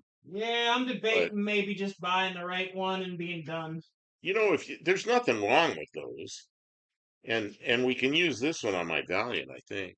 I mean, it's not like you wasted it. Yeah. How much was this one? $50. See, I could buy that from you and then put it on my car.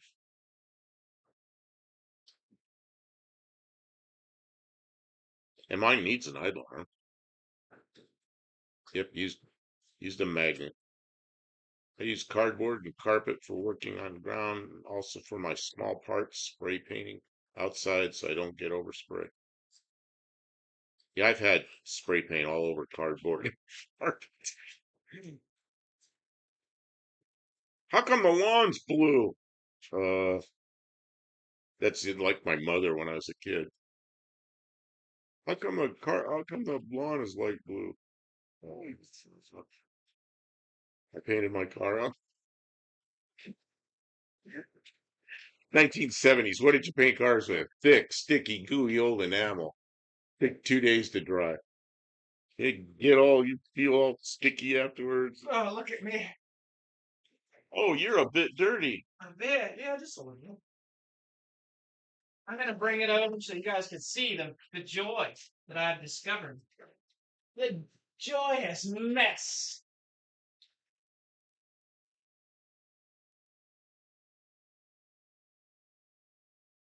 Oh, Kim, you're gonna carry that over here? Yeah, so they can see. Do they want to see? They I don't. don't know. You want to see dirty They car? want to talk about the high price of tea and shotgun. I don't care nothing about this stupid car that I'm working on. They're like, whatever, King. You're nuts.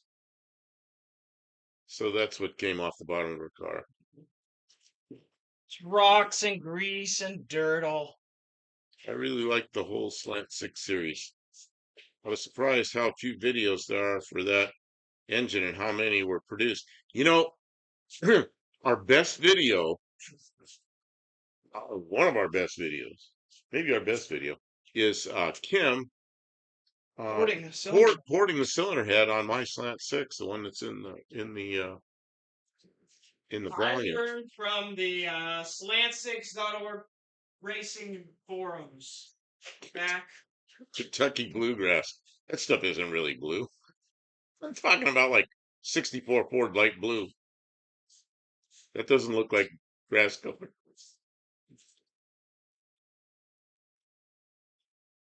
Well, I remember my father told me not to paint a car in the garage, 56 Ford I had. I was like, why not? I was 16 or something. Why not? He goes, because there's a water heater in here, pyrolite and explosive, and don't do that. My parents left somewhere for the weekend. And of course, you know what I did? I painted 56 Ford light blue it's light blue and white, original colors, two-door sedan in the garage. And it's thick, sticky, gooey old enamel, and that stuff was stuck on the ceiling joists, and it was stuck everywhere. But I shut off the pilot light before I painted it and then lit it all back up again. Well, he came home. Oh man. Was he mad? Oh man. How mad was he? Yeah, well, I learned not to paint cars in the garage when he said don't paint cars in the garage. Did he whoop your ass? No, there was a serious disappointment on his Ooh, face, and it was gave like you the disappointment. I felt terrible about it. That's almost better than the silent treatment. He had a nice big 3-car garage that was new poured concrete floor that was beautiful. And he didn't want anything messy on it. He was not a mechanic. He didn't want anything messy on it. And I had a 292 Ford Y block that I'd taken the heads off of it, and it was sitting there. And he goes, I don't want that in here. You're gonna get grease all over. And I'm like, no, I drained the oil out of it. Don't worry, don't worry. And he was gone. And then I flipped it over to pull the pan and take the bottom end apart. Man, I don't know where all the oil came from. I already drained it, but the oil came out the valley after I flipped it over, and it was like a foot and a half in diameter, this oil puddle on his nice new garage floor. It's like, oh man. And of course, I was young, stupid, didn't know about kitty litter or anything that would clean it up. And he came home and he was not happy.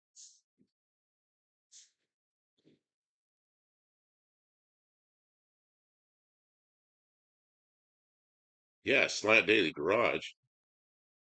Is he here? I don't know. I see Dizzy Izzy saying Oh yeah, Robert he does Owen some content. Shane at Slant Daily. Oh, Robert Owen. Shane at Slant Daily Garage. I get it. Yeah, Slant Daily Garage. And they have a live on Wednesday nights at 7 Central. And it's usually Shane Dallas. and Dallas Brown from the AHRA. And They do it on the IHRA channel. they do it on the AHRA channel. And they talk about, uh, it's all, technical stuff. And Shane is an engineer with Edelbrock, so I mean, he's right in the middle of it. And yeah, that's a good live to watch on Wednesday nights. I just got to find the right manifold studs for the new one. Oh, Kim, manifold studs. For what? Slant. Which manifold? Oh, which manifold? They're the same manifold studs. Manifold studs. Yeah, Uh, the ones that go into the head, or the ones that are in the intake manifold? Are they the I ones that? think he means the ones where the manifolds go on, but maybe he means the one in the manifold. I don't. Where did I order them from? Yeah, because you replaced them, right? I did. Uh, On my slant, I don't remember. I think you replaced some because a couple of them were rusty or messed up or something or because broken. they're coarse thread on one end and fine thread on the other end. Just make sure you don't buy the ones that are too short. Don't cheap out and buy the short ones. Buy the little bit longer ones, and then don't over tighten them. Who we talk to? Robert? Is Robert the one who wants Robert. to do the?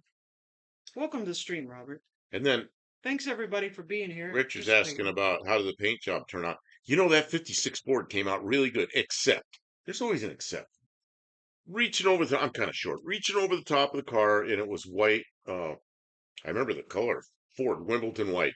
And I painted it that thick, sticky, gooey, and now it looked real good. I walked around the other side. Of course, I'm trying to keep it wet so you don't get a fog in the middle.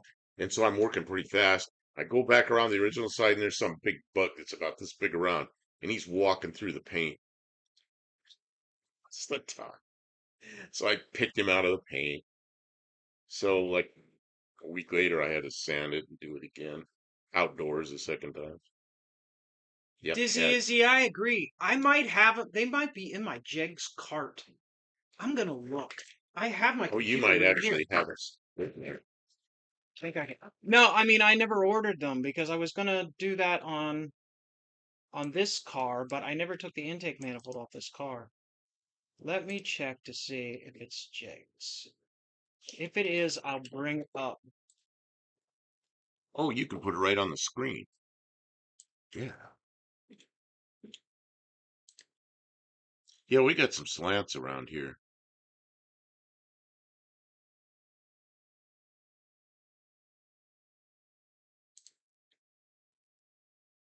She's looking.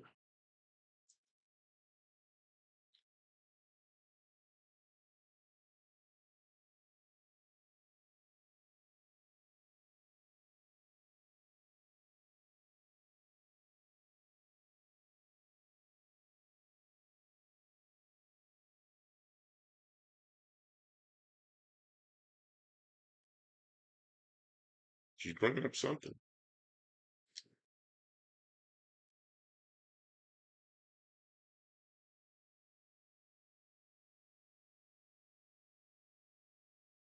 ARP. Yep. Oh, it's an ARP part. That makes sense. Yeah. Find them from ARP. What, Um, ARP in there or ARP somewhere else? well, see who has them at a price you're willing to pay. I don't remember them being this expensive. Here we go. Carburetor stud, Oh, one and that's a the half inch carburetor side. long. That's the carburetor side. Yeah, but Is he it's talking about the okay. one? He's talking about the ones in the head, right? Yeah, but they're the right thing. See these right here? Let me.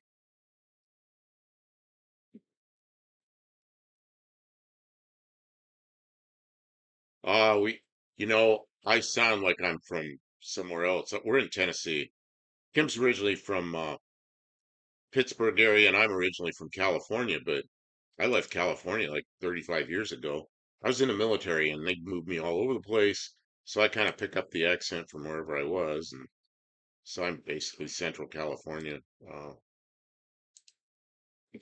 accent, I guess. I don't know. I'm definitely not, definitely don't have the Tennessee accent, but I've been here since, well, I bought this house in '07. No, I bought this house in '06. And, but then I was still working for defense contractors sending me all over the place. So I was in England and I was in Maryland, I was in Arizona, like everywhere. Okay, so can you see it there? What went ding? My phone, Okay, maybe. I heard something ding. I didn't know what it was.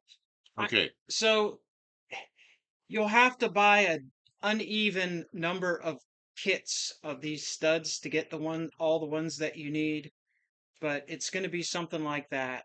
You'll have to order 4 sets of four to get enough for, 4 sets of four. and then Is it that many?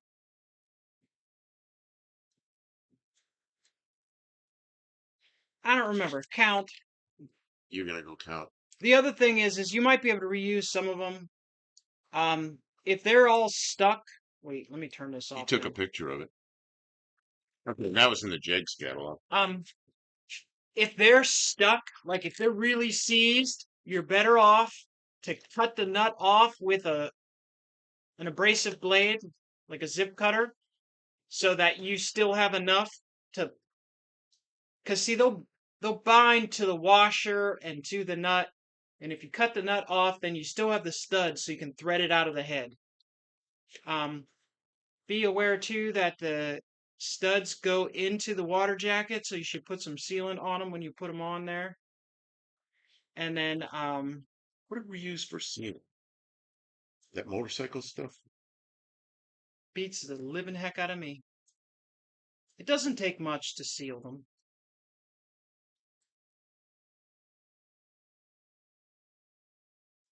Yeah, you can get them. A lot of hardware stores do Yeah, have but them. if you go, thanks JB.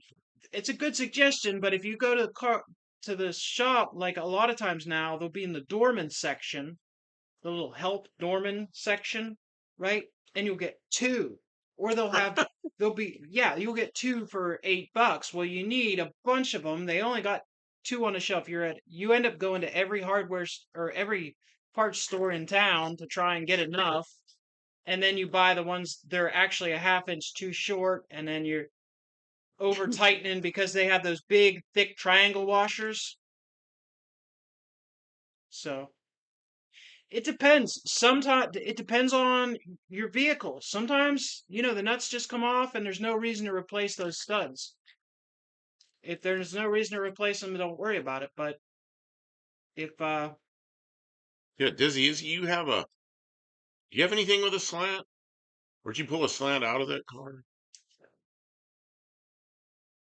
you probably want to put RTV on the end that goes into the head because they are I'm gonna go get that stuff that we use. okay. He's got If something I can, if I specific. can get to that cabinet, there's a bunch of crap. Just be aware that they go into the water jacket, so it's relevant what you put on them. Yeah, there's a lot of stuff. Not carb studs, JV. These are the bolts that hold the Slant 6 intake manifold to the cylinder head.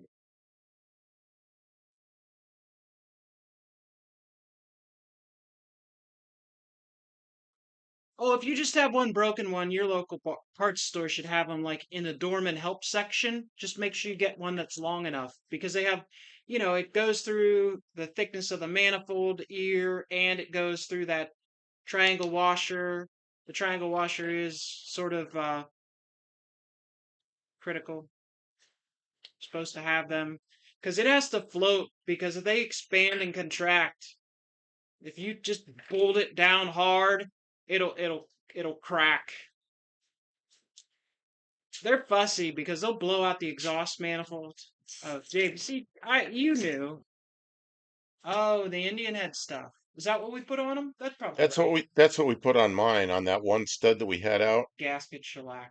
And it's I think motorcycle shops have this stuff. Pretty much anything you have that you would use on any kind of coolant passage is going to work on those studs.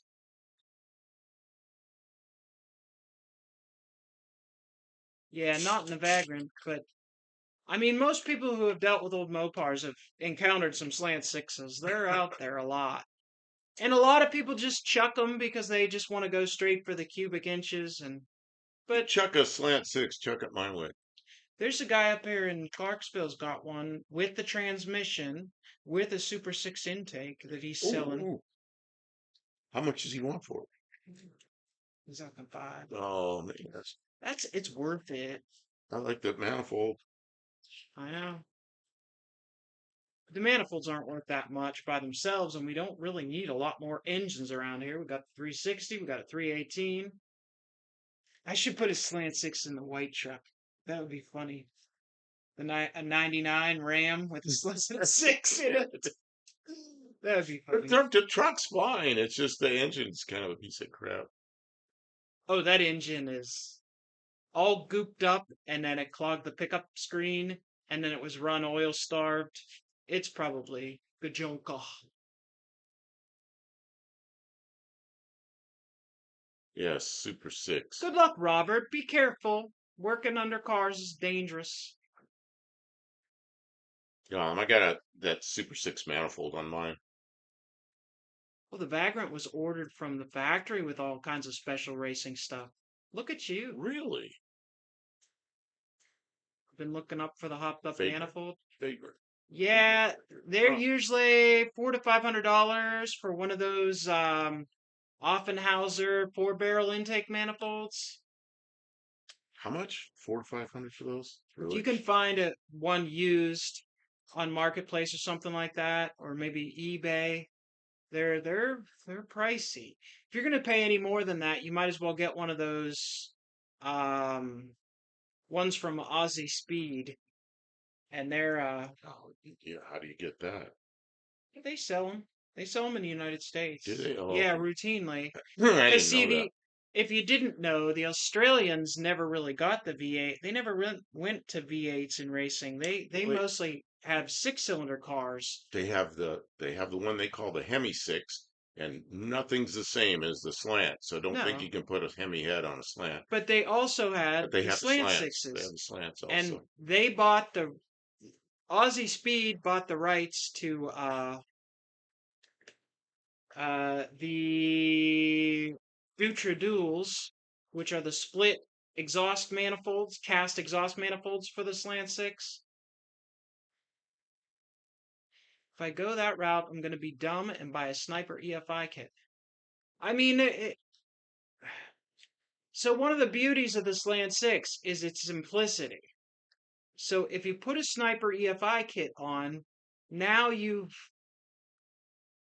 just That's why you need to be on Wednesday put a night. lot of co- complexity on top of something that was so simple. But it will, if you get it, once you have it all together and tuned, it'll run really good like that. So I mean, it's a balance. Do what makes you happy. It's your hot rod, you know. And I've looked at the Sniper EFI kits, and I won't say I won't ever do one. They were like super big a couple years ago. Everybody was doing them, and then a bunch of people ran into problems with them because they are complicated, and it takes some like you don't just slap it on and go sometimes. And some people were not able to get through the process, and they were very angry. And then a bunch of people were ripping them off and throwing them away and going back to carburetors. And I don't know. It's just cultural things or When whatever were- when were you the racing? fad When is. were you racing slant sixes? Oh, it would have been uh, uh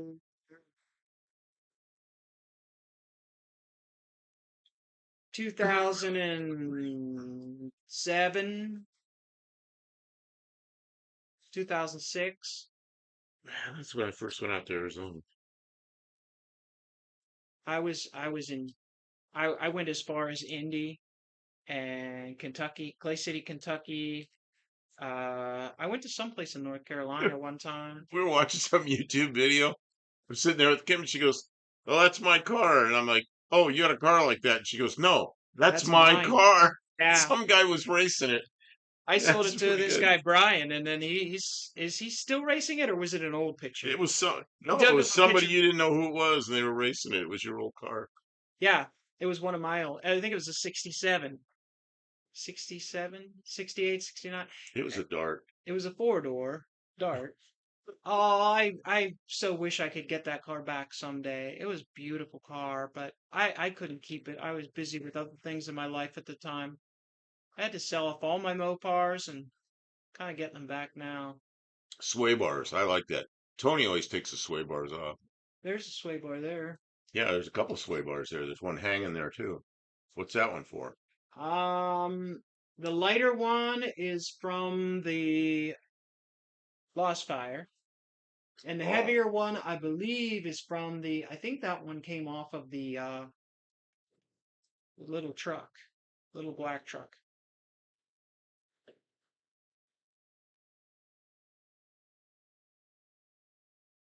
budget bills did a duster with a slant six four barrel. No, straight six. Oh, Well, oh, oh. Okay, no, you're reading a different comment to me. yeah. Only time I've ever worked, time that ever worked for me, I had a CJ7 4.2 straight six and did a Howell fuel injection kit that worked like a charm.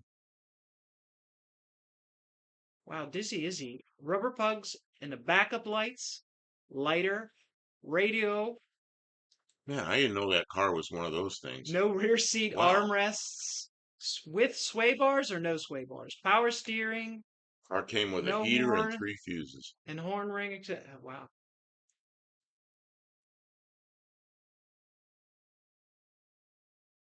Wow.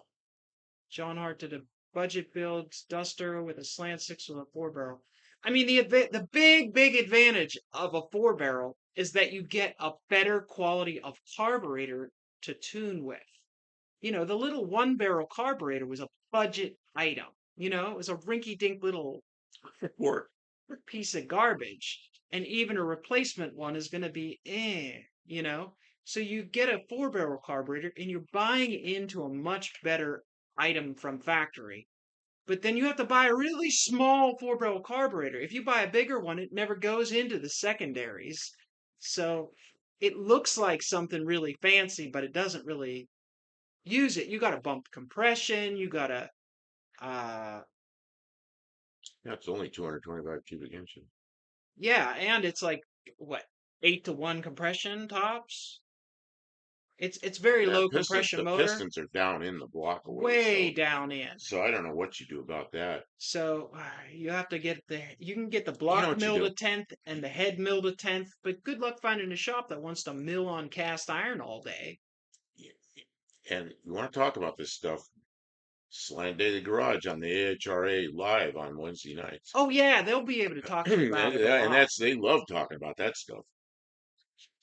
But you know what? That CJ7 with a 4.26 Howell fuel injection kit, that sounds like it would run really great. That sounds like a really great way to do it. I think I agree with you on that. We're just going to get the correct Get the replacement correct item on one? this Yeah. because I don't want If to. there's no cracks under there and everything. Okay, this one lasted what, 100 some thousand miles? Yeah. I don't know if Just that's the just factory get unit or another one. not. Did the factory unit have the any no Yeah, there's grease no grease fittings. That's a fit? factory unit. Yeah. Or if somebody went to Chrysler and got it.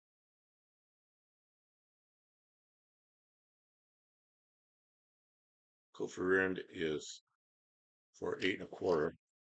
The building fee. It wasn't available in 1965, supposedly. It might be 101. Oh, that's weird. Dr. Go, yeah, I'll get it out. Yeah. A coworker of mine was the last of four boys on a farm that drove their dad's old slant six wagon.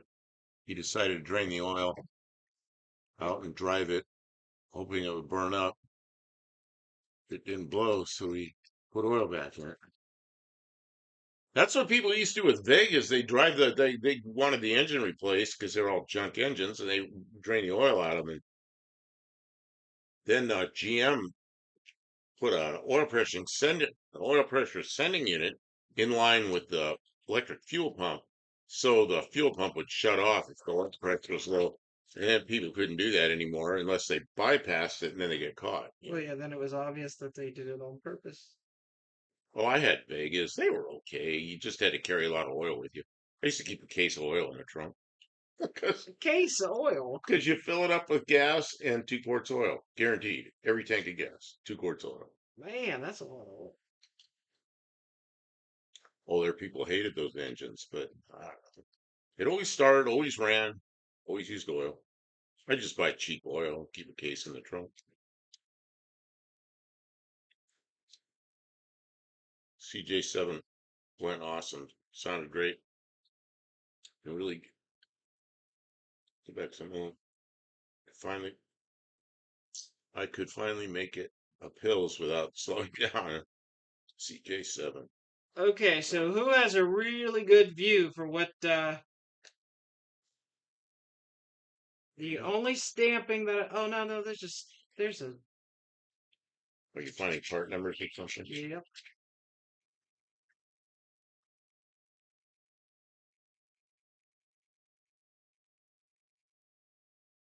It's scraping the grease off to find a part.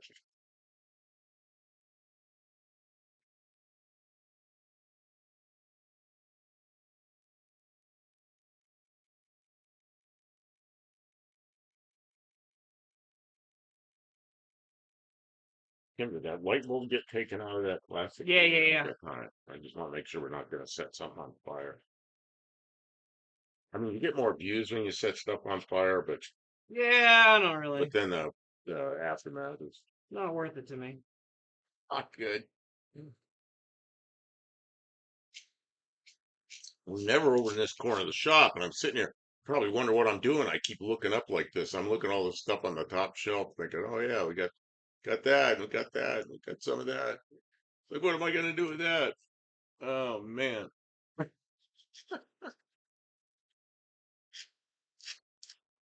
good. Oh, it says got an old toothbrush and some solvent. Where I do you can't buy solvent? You can't buy solvent anymore. I can't tell. Man, I mean that I used to go down to the gas station, a 5 gallon gas can, get 5 gallons of solvent, bring it up, put it in my parts washer. I don't think you can buy that stuff anymore. When I was out in Yuma at the test site, they came out and they took all the stuff out of our parts washer and they put something in there that was like dishwater. You couldn't clean anything with that. And that's what we were supposed to use. The only thing you could use, it was really sucked. So all you could use was like avgas, which is not what you're never supposed to use that. And so you cheat and use that. But you couldn't use what you're supposed to use. It didn't work. Yeah, tell me where to buy solvent. Got a check about 4 years ago. Local shop put it in, fried the board inside. I wanted $600 to repair it. In fact, the car, like I Yeah, said, stories like that have made a lot of people shy away from the aftermarket electronics. Because if you're on the side of the road and that happens, you're completely stuck. Carburetors don't die like that. They start to get fussy if they get garbage in them, but I mean, if you have a filter on, your carburetor's not going to just die. Dr. Go says, my lack of skills and tools, you may have to, Dr. Go, I've watched you work on stuff. You're just not working on, you're working on other things, but I'm sure, like in no time you'd have skills. I've watched you do stuff I don't have the patience for. Buffing out a gel coat on a boat. Man, that's a lot of work. 2005 Ford, all lifters bad and bad tapping. It takes 7 seconds to get. See, if it doesn't have oil pressure, then the lifters won't pump up. What's going on there? Yeah, why? What? Doctor Go, tell us what's happening with your wife's Ford. What engine is that? You know what's wrong with Ford? The bell housings are all different. You can't just take an old FE engine and put it in there. Oh man, is that a pain? It's just like GM with a Chevrolet, so you can pick every engine and hook it to everything. And I really liked Fords when I was younger, but as time went on, every damn engine and bell housing was different. You just tear your hair out with that. Don't have the time. Yeah, well, that's a real thing. That's a real thing. It is not easy. Yeah, 5.4 or a 4.6. I got a 4.6 combined. It's got 329,000 miles on it. Runs great. I mean, I just got a good one, I Yeah. guess. Yeah, the Well, five a lot four, of the that was 5.4 is highway good. miles, I think, for Yeah, them to mine put mine it is that on mine that is. fast. It's almost all highway miles, yeah. But still, it's a lot of highway miles. Oh, yeah. Yeah, you're gonna have a hard time finding a replacement Oh, and 4.6. it's a three valve. The three valve is a different thing. Mine is not a three valve, and they're just, I don't know, just they're really What are you reliable. gonna do? Are you gonna it's a 2005. Are you gonna get something newer to replace it, or are you gonna fix it? It's a modular engine. Will a 4.6 two-valve bolt into that? Of course, it's all different. The wiring and Electronics, everything's going everything. to be It different, depends man. on what state you're in, if you're even allowed to do anything like that. Yeah, I forget. We're here and there, if our smog is a little different. Missions equipment's a little different. Nobody's going to care here. It's 5 original years engine. and 23,000. I mean, I don't know. Maybe it is time to get out from under the thing. Oh man, I'm so sorry. Ford is screwing up. Man, I guess I was lucky with mine. Wow, look at the size of that cricket. What size of what? There's a big cricket. Oh, wonderful. And then we have little tree frogs that are outside. They're out there again tonight. Those little frogs are all over the place. There's this out on They're on the the wall outside. stuck to the wall waiting for the things to come. Can above take pull up the new intake vid all wired up. Oh, on your channel.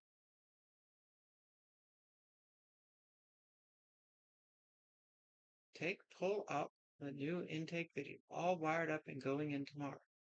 So you Wow. want that to come up on here? Pull up. Maybe not take. Pull up the new intake video, all wired up and going in tomorrow. We'll put it on our list. Anybody who hasn't watched Dizzy Izzy's videos, check them out.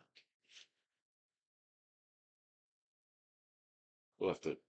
I'll look at it again. I don't like to play other videos on here because No, I'd prefer not to, in the middle of the live, go and watch videos. Um, yeah, the quality will be bad too because we'll be pulling it from the house and trying to push it back out. It would be better if you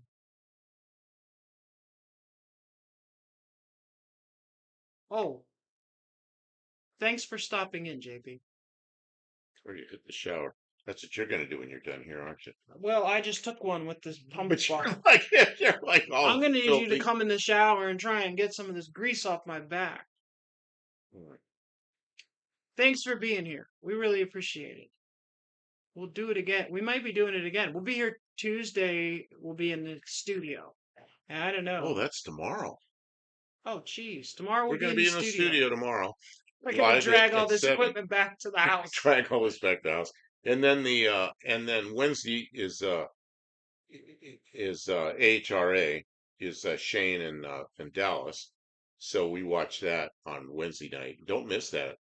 And then that's all tech stuff, and they're you got two guys with a lot of experience in everything. And then Thursday, I don't know. We could be back Thursday. Don't know. Dizzy Izzy Oh, says I he see. Well, values our okay. So opinions. we'll watch it when we get back up to the house. It was a 3-year, 100,000-mile warranty motor, but 5 years has passed. It's a good car. Wish I could have afforded a Coyote motor years ago. It was too much. Oh man, the deal on the Coyote. It's in Arizona. I saw a Mustang on a used car lot. Oh yeah, I Yeah, it's remember. like I looked at it, had a Coyote motor in it, but I don't think they understood that. So I went back the next day and decided to get it. Yeah, and I was gonna just trade in my Dodge Caliber.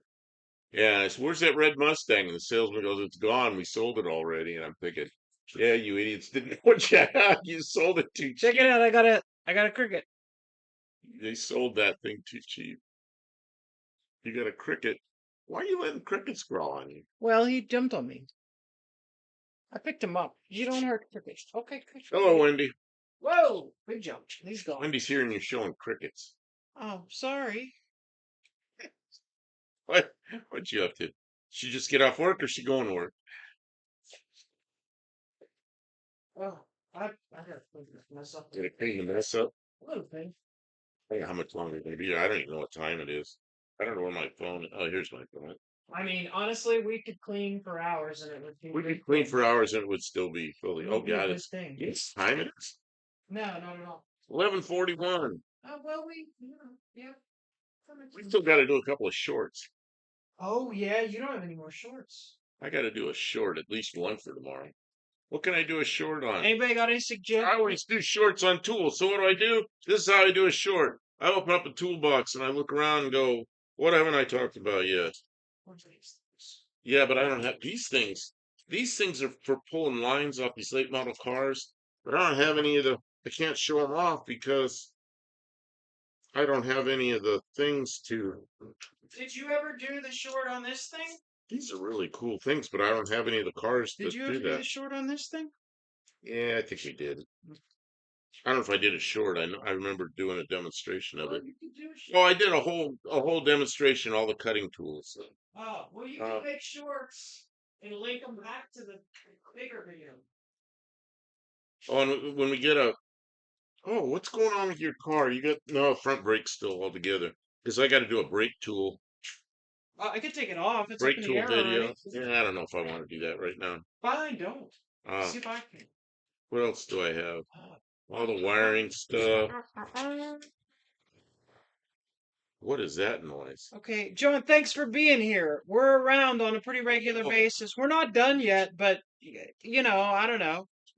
I'm doing a little cleanup because I can only sit still for a few minutes and I'm not getting oh, anxious. what's this? Kim, is this the thing I was looking for, or is this another thing? What do you mean? Oh no, this is the other thing. That's another thing. It's the whole socket wrench set. Oh, I have it. There's a socket wrench set I can't find. Maybe I gave it away or something. Jeez, I hope not. Just give it away. There ain't nothing in this house worth fighting for. I could have sold it, I guess, but it's not like me to be selling tools. Anyway, just give it away. What's this thing? I don't know what that is. That picture of my honeymoon, that night in this. This is the most expensive torque wrench I ever bought. Just give it away. I wouldn't recommend this. Do a short of Kim's Crickets. Don't have it. I think they went already. They were hanging out watching the stream, and now they're gone. Oh, the Crickets? Yeah. That torque wrench is a piece of junk. Oh, what's this? What is this? Oh, you know what? I can do this. I can do this. I'll do it here. They'll get a preview. What is that? See that end? Yeah. What you do is you put, I got it. Get where I can reach. Just give it away. Okay, let's say you have, this is an air hammer, like an air chisel. This thing vibrates like hell. But instead of an air chisel, you have this end on it. Let's see, I got it up close. It looks like a ratchet end. It's an end like it's a 3/8 drive, and you put a socket on there, and if you got a volt that's stuck, rusty, all that, you put this on there and just vibrate the shit out of it, and then it'll turn on. Does it twist? No, Just it hammers. just hammers the crap out of it. Just all the rust falls out, and I don't believe you. oh, it works. Well, I'd say we save it for something rusty. We'll take a part off of that truck. I'm not doing it unless there's something rusty to beat it. Oh, you mean I can't just tell about it like I did. I have to use it. Yeah, I have to use this for the short. I think so. That seems appropriate. I'm here, but I got to. Oh, I got to get to bed soon. No, I got to take batteries to the shop. Oh man, to the shop before I go to work. We got one car down to get to work. Oh man, I'm not sure exactly what she was saying there, but it sounds like they got one car and they got two people, and you know how fun that is. Been there. Oh, and a vacuum gauge. Talk about a vacuum gauge. I really need to just demonstrate that, huh? I don't know. I'll pull some tool out. Do a lot. Do a short. Do a couple of shorts. Why is this sitting here? It's sitting here. Was using it. That's the Snap one I on. used to put the seat back in. It's a snap on ratchet from 1960. A lot of snap on tools have dates, and I lived them. Did you ever do this short for this thing? I I don't ever remember seeing that one go up. think I used it. No, I didn't do a short for that. I was going to do a short for this one. This is just a silly short. It's not even a good. It's just silliness. Okay, that's a good thing. Silliness works. This ratchet. I don't know, Kim. I don't know what I'm doing. I'm just doing. We're gonna do electrical work. We're gonna install that light, You know what you have to do is install a tachometer. install this fan, install the tachometer. We got a lot. I cleaned the garage for 2 days over the weekend. I got 2.5 bags, 50 gallon. Man, I hope there's nothing good going in the trash.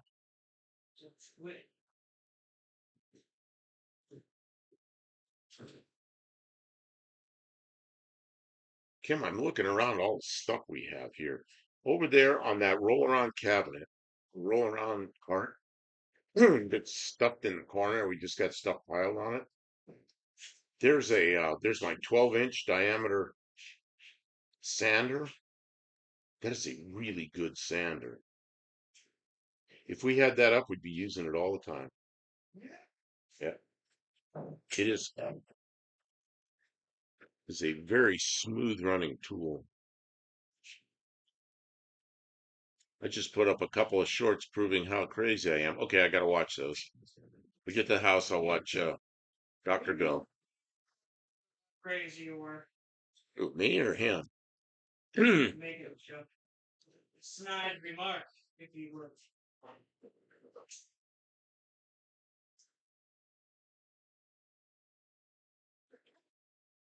People probably know how crazy I am when I'm like painting cars in here.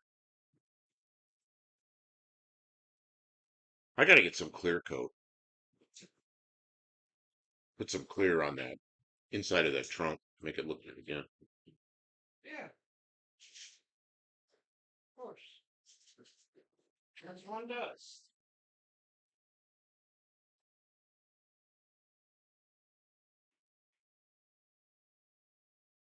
Tim's out of here? Where did I miss that? Oh, the dog. Yeah, the dog always gives Tim the eye. She's my alarm clock to go to bed. How about getting up in the morning? All right. Take care, Tim. Thank you, Tim. Maybe we'll see you tomorrow at Thank you the for being studio. here. We Yeah, appreciate you. we'll do a studio live tomorrow. Let's wrap it up, Kim. Oh, you done? Well, are you done? I mean, if you're working, we'll keep going a little longer, but I'm thinking we'll get off here. I got to do a short or two, and then yeah, let's go home. Okay, It's almost midnight. support tonight. They've been great support tonight. Thank you, everyone. We really appreciate.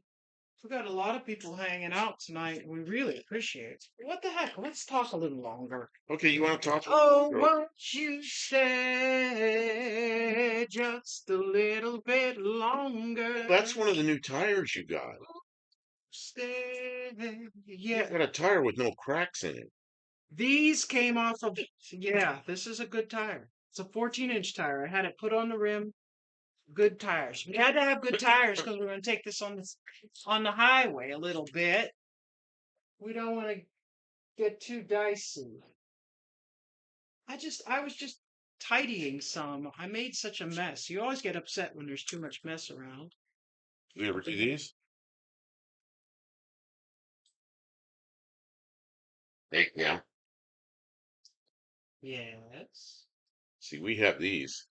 We got 4 acres around here and a house and a shop and Good walk night, around. Mike Murphy. Thank you for stopping in. We'll be back tomorrow night in the studio where we do pictures on the green screen behind us. Oh, that's something else. Tomorrow we'll put my email address up on the screen, a clickable link, and then you can send us pictures of your cars, and we'll put them up.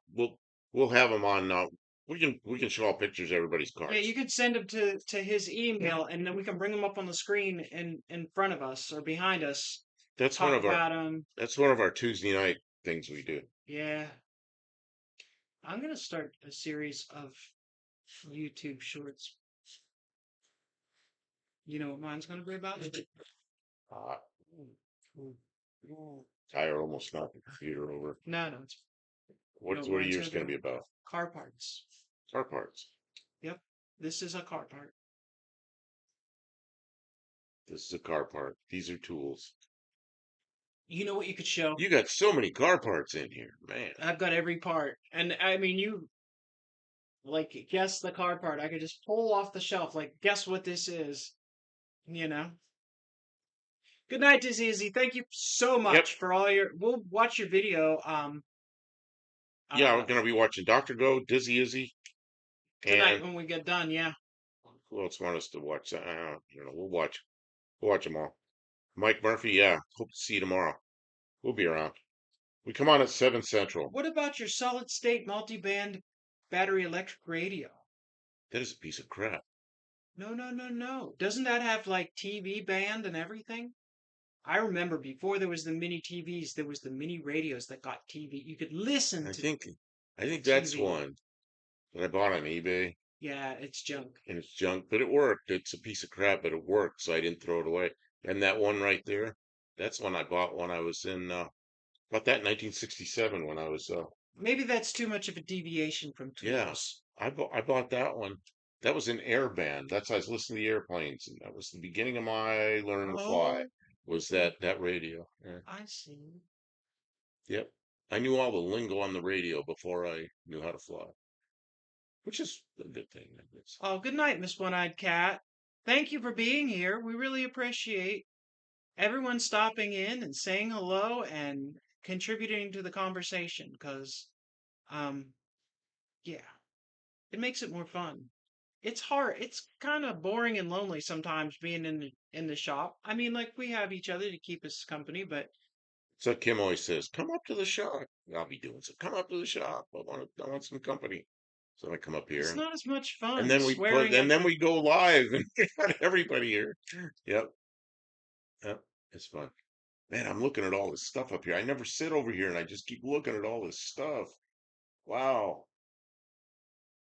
Oh Oh, and yeah, you made all these shelves, I so made a it's bunch of high shelves around the oh man. I garage. mean, she came in here and just like wailed and built shelves, and everything got organized. But some of it, I don't know where it is. What's in Good it? night, Bruce. Bruce Yeah, Bruce. Jen is leaving for the evening. A lot of people are leaving, but you don't Yeah, have it's to go. probably it's yeah. You don't have to go, but it's probably getting to be that time. It is a No, you still have to organize your shorts before we can be done. oh yeah, okay. So I can talk to people while you while organize we're your doing shorts. shorts, see, I always do shorts on that table, and you got a computer occupying my Oh, table. I see. So I'm gonna have to get a different table, or you can move the computer, or I can just Well, let me figure out what I'm gonna do. figure out what you're gonna do. Alum says she misses having company in the shop, and that's why she started listening to YouTube in the first. That's exactly it. It's nice.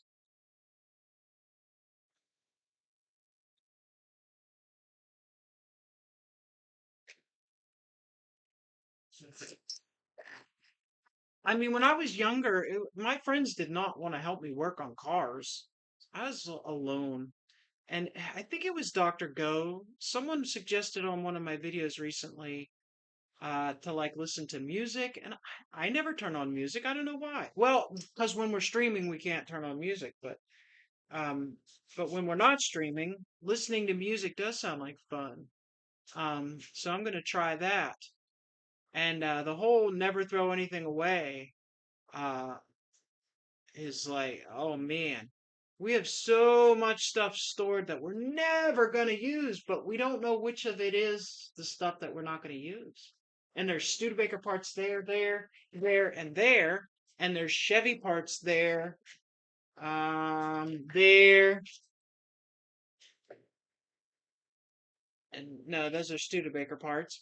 And then there's Spitfire parts there, and there's the Mopar cabinet of mystery. Well, far cabin of mystery. You know what that Yeah, was? it's a That was big the rolling cabinet for airplane airplane parts of parts. mystery, Yep. not civil And parts. there's tools, and then Drive shafts. there's a 518 transmission, a 727 transmission, a 904 transmission. Crap, I didn't even know about all these I mean, transmissions. we have stuff, and it's gonna be great. The next couple years, this winter, we're gonna continue to forge through. We're gonna work on the Spitfire. We're gonna get it running, and he's gonna make an aluminum body for it this winter. And then I we have the Studebaker. There's a Chevy engine sitting over there on block for the Studebaker that we want to put in, and then I want to use some of these Mopar transmissions, and I want to build like rolling frames so he can make aluminum bodies for them because it's something he's always wanted to do, aluminum or fiberglass bodies. So we've got a lot to do, and this Dart is for No Name Nationals this year, but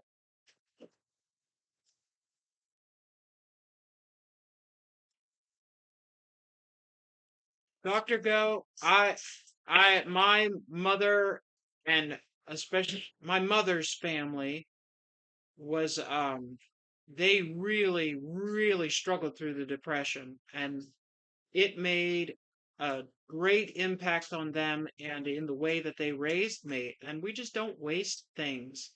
And like he's the same way. We don't like My parents' depression era. Yep.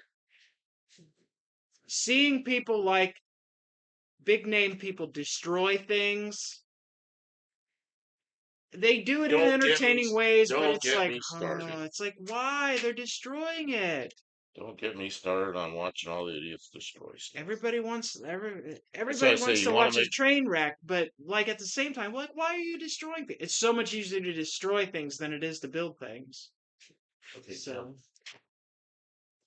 what you building? Firework? Staples. Yeah, we're gonna destroy something, but not really. Are we making a video right now? We're making a video. It's like live video of a video being made. All right. All right, you guys are gonna get to see us make a short, and then tomorrow you'll see the short. Yes. I might make a couple of shorts. I don't know.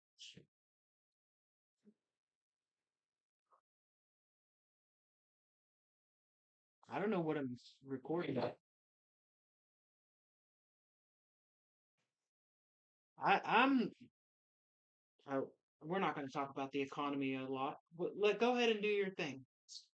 Okay, tell me when you're ready. Video ready? I might just a big fat guy standing here instead of behind my table, but so you're gonna have to move the thing around a little bit. Tell me when you're ready, because I'm ready. Okay, suck in that gut. You have like a girdle or something. I do. All right, go. You got me all messed up with girdles. Start over. Take two.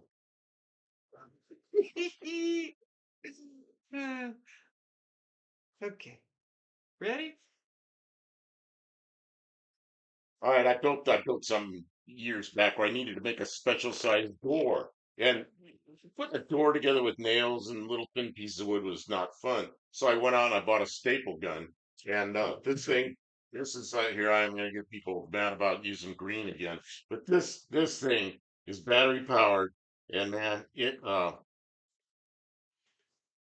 does that. Oh, I stapled it to the sawhorse. I mean, that thing, you put the staple right through there. The first time I used it, I had it set, that's on a low setting. And the staple went all the way through this piece, through the quarter-inch piece into the wood. That's a hell of a staple gun. Um, that's it. The staple gun. How long was it? 49 seconds. Okay. You want to try it again just for I don't know. It's just do it like one an more time? impromptu thing. Well, now I got staples in this. That's okay. You can have I got to staples in it. take staples out of this. Okay. Um, How do you tell the viewers how you remove a staple? difficultly. Is that a word? Ah, it's out. Professional staple removal tool. Show it to us. You're the tool guy. The removal tool? Staple removal tool. Sure. Diagonal cut. Channel lock brand. Pretty good. Channel lock. Channel lock. Built in someplace in Pennsylvania. Good stuff. Okay, so let's try this again. I try to get him to do the impromptu ones and he won't look at me. He's really. Oh yeah, because I'm looking at what I'm doing. Okay. I don't know what to say. You just did it. Do it I know, again. but it was like just rolled off my tongue and it wasn't very good.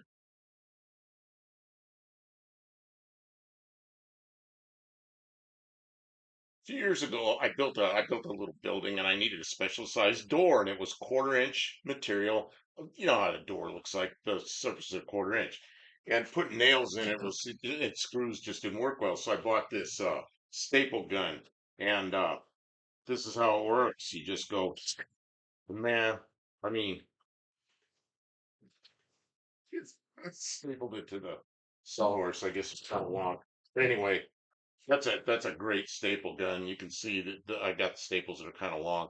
But when I built that door, it went together so nice. Really, really good tool. Uh, really staple gun. Okay. How long? 44 seconds.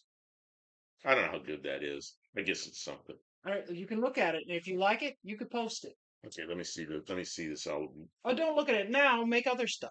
Okay, hold on Like to we've this. got Hold on to this. I got something else to do here. two I got another story to tell. Okay. Story about a tool.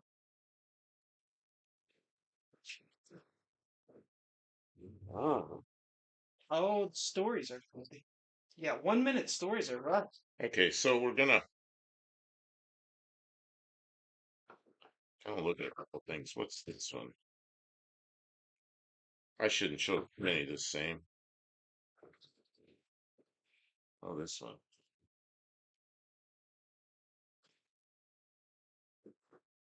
Ratchets. Ratchets. Okay.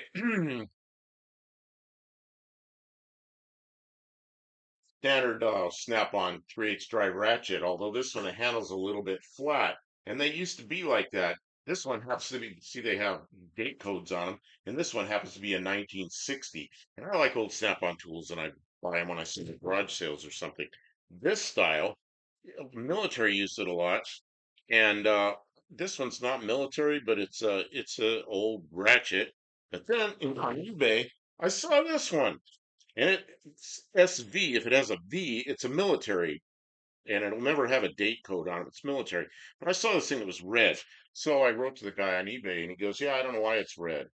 So, so I thought that's kind of unusual, so I bought it, and I got it. And when I opened up the box, it's like overwhelming smell of fresh paint. Yeah, the guy didn't know why it was red. He painted it, but now I have it, and it's kind of special now because it's shiny and it's red. I don't know. I thought he lied and said he powder coated it. Oh, he painted it. Obviously, when I opened it, it was just like paint. Bozo painted it. Tried to tell me he didn't know why it was red. Didn't know. Just didn't know. Okay, so how long was that one? That one was just scraping just on it. Like I had to shut it off because it was going to go too long. Okay, so yeah, I knew I was going too long on that. Here's a proto. Somebody cut Proto, off. what? Oh, there's cut off tools in there, aren't there? There was a tool I was looking for in there. I couldn't find it. It's a special wrench that I had that's curved. Oh, not that one. It was curved the other way. That's curved this way, Kim? Look, that one's curved like this. You're Yeah. not looking. I understand what you're saying. It was curved in a different way. Well, but you're not looking at how this one.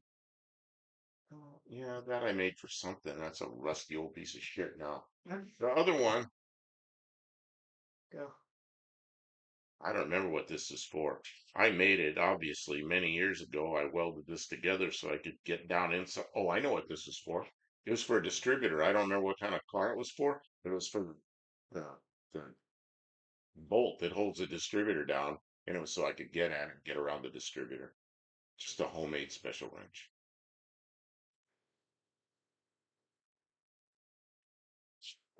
Okay, the other one that's curved is curved sideways instead of up and down. And It's a sidey. it's like this. Look, Kim, it goes like this. It's bent the flat way, like Okay. that. But it was in there. I don't know. I couldn't find it the other night when I was looking for it. Well, And it has a special purpose. how's it special? Oh, it smells like mouth shit in here. My mouse got in there. More than Hey, have any of you taken the poll I put up about what's worse, rust or mouse mess, rodent mess? Which one's worse? There's a poll up there. I'm still allowing. it's nice. Think, and there's days when the mice, I can, Look, mice got in there and ruined a bunch of stuff. man, did they make a Some fool nice of me. 7075 aluminum in there that's ruined for mice. Ah, 7075. That's expensive stuff. That's the expensive stuff. Sure, What's that thing? What's that thing with the? I don't know what it is. My eyes aren't good. this here, Yeah, I don't know what that is. it's just, it's a part of this table saw. Oh, part of a table saw. Okay. Mm-hmm. Oh, that's an old drill. There's one that has like blue or red or something on it. Drill. Let's see that red drill there. Let me see that. That's so nice, and it's been in there with all the mice crap. Why did this get all messed up? Because mice suck. Mice got in there. Well, now the cord's obviously ruined. See, this was a great tool that I could get into places and really strong uh, electric drill, but I hate to even touch this thing. It's so gross. That needs to be clean. The cord had so much mouse mess on it that the cord's all cracked and deteriorated. Ah, Dust.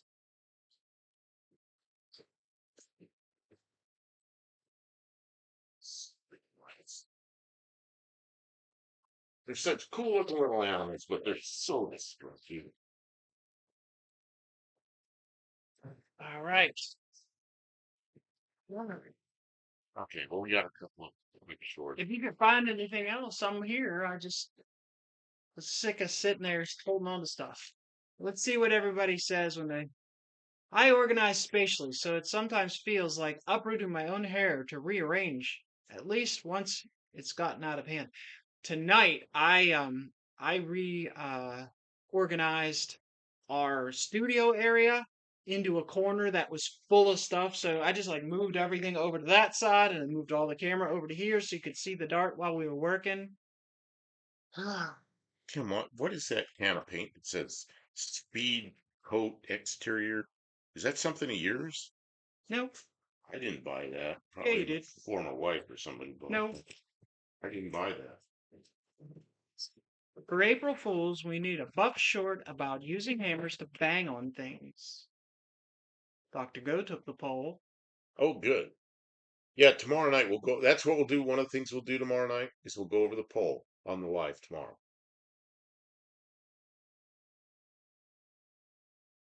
Oh, you know what we have up there? We have fiberglass resin.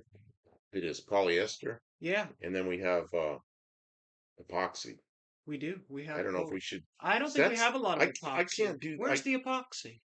I just know it's here somewhere. It's But over at the house. but I oh yeah, it's at the house. But I can't do that in a short. No, Probably probably that's take me a half materials, hour not lesson, tools. Yeah, no, we have to be ready to be doing something before we And can that's do the kind that. of thing that really we need to convey the smell of the polyester resin over the stream somehow. We're back to that problem. Smell-o-vision. Yeah. Kim, I'm looking up there at all. What see that radio that's in the brown leather Yeah, on the right side of that there's a white cylindrical container. What is it? acetone. Oh, okay, I can't read it from here. All right. I can. It says acetone. That's good to know. Oh, there's so much stuff on those shelves. There's a cooler up there. Yeah, there's one up at the house too. There's two coolers up there. Oh yeah, there is. The one up at the house is a guy that gave that to me in Yuma. Probably don't need that many coolers. And that one right there has got the big guy's kind of heavy set. That white one he sat on it and cracked it. Then told me I didn't buy a good enough cooler. Jerk. It's 300 pounds. No. He was 299. He was never 300. He was That's fair. always 299 pounds. And he sat on my cooler and broke it. And then told me I didn't buy a good enough cooler. Oh, one of those guys. It wasn't rated for that. Wasn't rated for that. Why'd you sit on it? Should have checked the rating before you sat on it. I don't know. What else are we doing here? See, there's stuff back there nobody can see. There's a drill press right there. Really good drill press. What would you say about it? I don't know. I mean, the people probably don't have drill presses. That's an old one. That's an old American-made drill press, probably from the 40s or 50s. And somebody put a new motor on it at some time. That's a really nice drill press. It's not all loose and terrible. It's the bearings in it are good and everything. KJ Kylie, I have absolutely heard of a left-handed smoke shifter. And at summer camp, What? we were sent to the PX to get a left-handed smoke shifter. And they had already, because you borrow them at camp and then you have to take them back at the end of the week. And they were all, What is that? Camp Green 57 already had picked up the last left-handed smoke shifter. If we'd have been there 10 minutes earlier, we'd have had one. What were you? What is this? Some kind of joke? Well, I mean, it goes along with the snipe hunting. Oh, okay. All right. Dr. Goes said the polyester information compared to the epoxy information would be good for you to share in a long video. It can Yes. help people so they don't make mistakes using either. Dr. Go, you kind of are aware of that. You know Well, your you're a epoxy stuff. fiberglass guy, and I don't know what he's using. Who Polyester to knows? me is it's like I don't even know how to explain it. It's like that's what they made Corvettes and boats out of in the 50s. But I guess there's people that still use it. I'm really an epoxy guy. I've used polyester, and Bondo is a polyester. But man, I mean, when I fixed the hood on the van, the hood when I bought it is a composite hood, had a hole poked in it. So obviously somebody drove it into something, poked a hole in the hood. But I fixed that with epoxy and turned out really good. But working on aircraft, you do everything with epoxy. But I could do a demonstration with polyester, but it's so nasty. I don't know. Bear Rose is back. Welcome back, Bear Rose. Oh, Good you're job back. getting those dishes done. I fully endorse you getting dishes done. The other part also, but the dishes getting done is great. JB Little Shop, board stretcher. No. The smoke shifter is nothing like a board. See, a smoke shifter, see if smoke and a board stretcher stretches boards. So you see, they would not interchange. A They're not board like the stretcher. same thing. Is that what you use like when you cut it off twice and it's still too short? Yeah, yeah. Polyester. Okay, I gotta work. I bet that guy I looks gotta for work. lube I cannot read this because I'm on not. a wobbler bearing also. Well, you have to Polyester lube works your on polyester. wobblers. Polyester doesn't go back on epoxy. That's right. Epoxy sticks to almost everything except grease and water and a few things. But you can put you can put epoxy over polyester, but then you have polyester under it. Yeah, polyesters. I don't know. It's Bondo. You know, over steel, like on a Jeep. Use no, you didn't use Bondo. You just straightened it. No, we got to. In fact, that we got to run the Jeep up here sometime. One more thing to do. We have so many things to It's do. like there's projects everywhere, and I'm thinking, okay, before No Name Nationals, we got to do that Jeep. No, we won't get it There's done. We've got no way. too much to do. So by the time we get back, it's going to start cooling off. And we got to do that before it cools off. But yeah, you can't put polyester Oh, Bondo and stuff? over epoxy, No. but you can put epoxy over everything. Anything that's a sound surface. JB's Little Shop. I was reciprocating the joke, which is the board stretcher is nothing like the smoke shifter, even though there are some similarities to the idea. Conceptually, they're exactly the same and completely different. It's like before I was in the Air Force, because I was in after everything was all jets, but when things still had propellers, they'd send new guys off to get prop wash. It's prop wash. But see, you know what prop wash is? It's the air coming off the propeller. So you don't go get it, something you don't want to get in the way of it. It's not an item. Polyester is a bit more flexible, but not as strong as epoxy. What do you think about that? Oh, I think of polyester's like real. I No. have seen, yeah, the Bondo will crack. Well, and there's Wouldn't different, epoxy and do that? there's all different epoxies. Um, That's true, and different quality epoxies can she bought behave me very some. She differently. bought me some epoxy from, probably came from Asia somewhere, and we used it, and it was okay. And we still got a lot of it. And then I like to experiment around, and you know what? You make layups with let's say fiberglass and epoxy, or with Kevlar and epoxy, or with carbon fiber and epoxy, or old blue jeans and epoxy. So I made a layup, cut out some cotton cloth from an old pair of blue jeans, and I did a layup. And it was what did I do? I did it on both sides of a piece of foam, and it made a pretty strong thing. It was a sample. Yeah, Remember that? yeah, yeah. Yeah, it was epoxy and That's not it there. no, it's We made a little one. yeah, it's at the house, I think. It was cheap epoxy. It'll be next to where we're working tomorrow in the studio. It's sitting there like I know where it is. So it was blue jeans on both sides of a piece of foam, epoxied on there, and then did I put a peel ply on top of it? Peel the peel ply off, and Yeah. the peel ply sucks all the extra epoxy out, and it turned out really good. And I thought, man, we can make parts out of old blue jeans. Don't throw away any blue jeans anymore.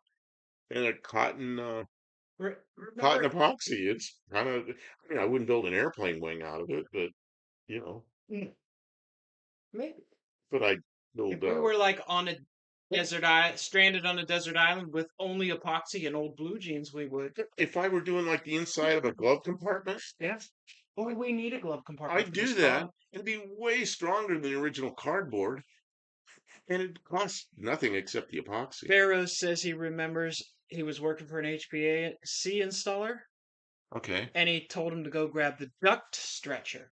Now, a board stretcher is you're good luck finding one. They are rare. But a duct stretcher is actually a very useful and common tool for HVAC. It's just like this. It's a metal lever and it has a wheel on this side, like a grooved wheel that's mounted on this side and another one here, and you put it on the ducts and you go like this and it pulls them together.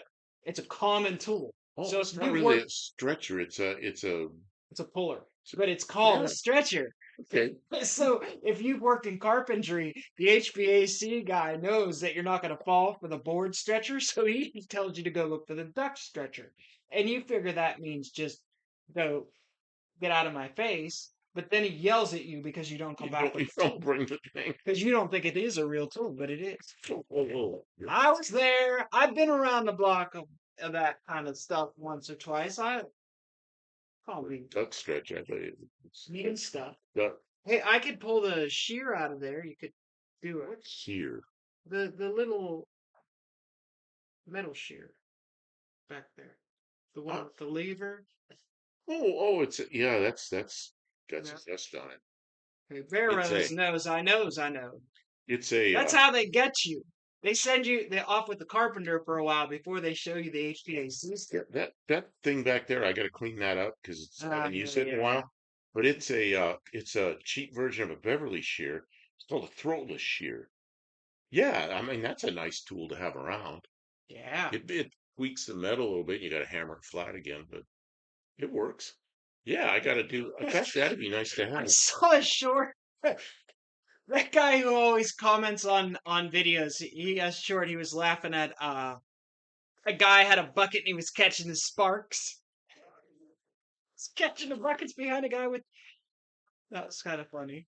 Sky hooks, that's what I always call those Skyhook. things you screw into the ceiling and like they hang bicycles and stuff on them. They're like a big hook, or you could hang like garden tools and stuff. I always called those things sky hooks, although I know they're not. They're Bucket of smoke. ceiling hooks. A bucket of smoke. Yeah, they are a bucket of steam. Bucket of steam. Yeah, that's Same better kind of than a bucket of nonsense. smoke. Same kind of Because I nonsense. mean, the most apprentices can go out and fill a bucket with smoke. They would do it. Got your bucket of smoke. Not that kind of smoke. Put that tool. You're There it fired. is. Um, yeah, sky hooks. Yeah, they did Oh, send us for a sky hook when they sent us for the left-handed smoke shifter. Because how else are you going to hang up the left-handed smoke shifter? you know how I learned about this? From the guy on South Main Auto? Yes. Did I tell you that once before? I'll bet. This is what happened. I was going to do the Jeep that you ended up doing, and he was working in New York State where everything is extremely rusty. So he needed this to break that loose, Oh yeah. and we didn't. We made it, although we fought it. JB's Little Shop says, electric motors come pre-packed with smoke. You've told me about the smoke a bunch of times. Like, oh, you let the smoke out. It was we were working in a hangar in Arizona, and the boss comes out there, and there was something working that hadn't been working. It was electrical, some kind of thing, box, electronics in it. It was working again. And he goes, "What'd you do to it?" And I looked at him. I said, "Well, there was some smoke in the shop, and I watched it all kind of gather back there by that table, and it sucked back into that box, and then it started working. The smoke went back in the box. That's good. Magic smoke went into the box. Recycle the smoke. Started working. Put the smoke back in it. Yeah. Good times.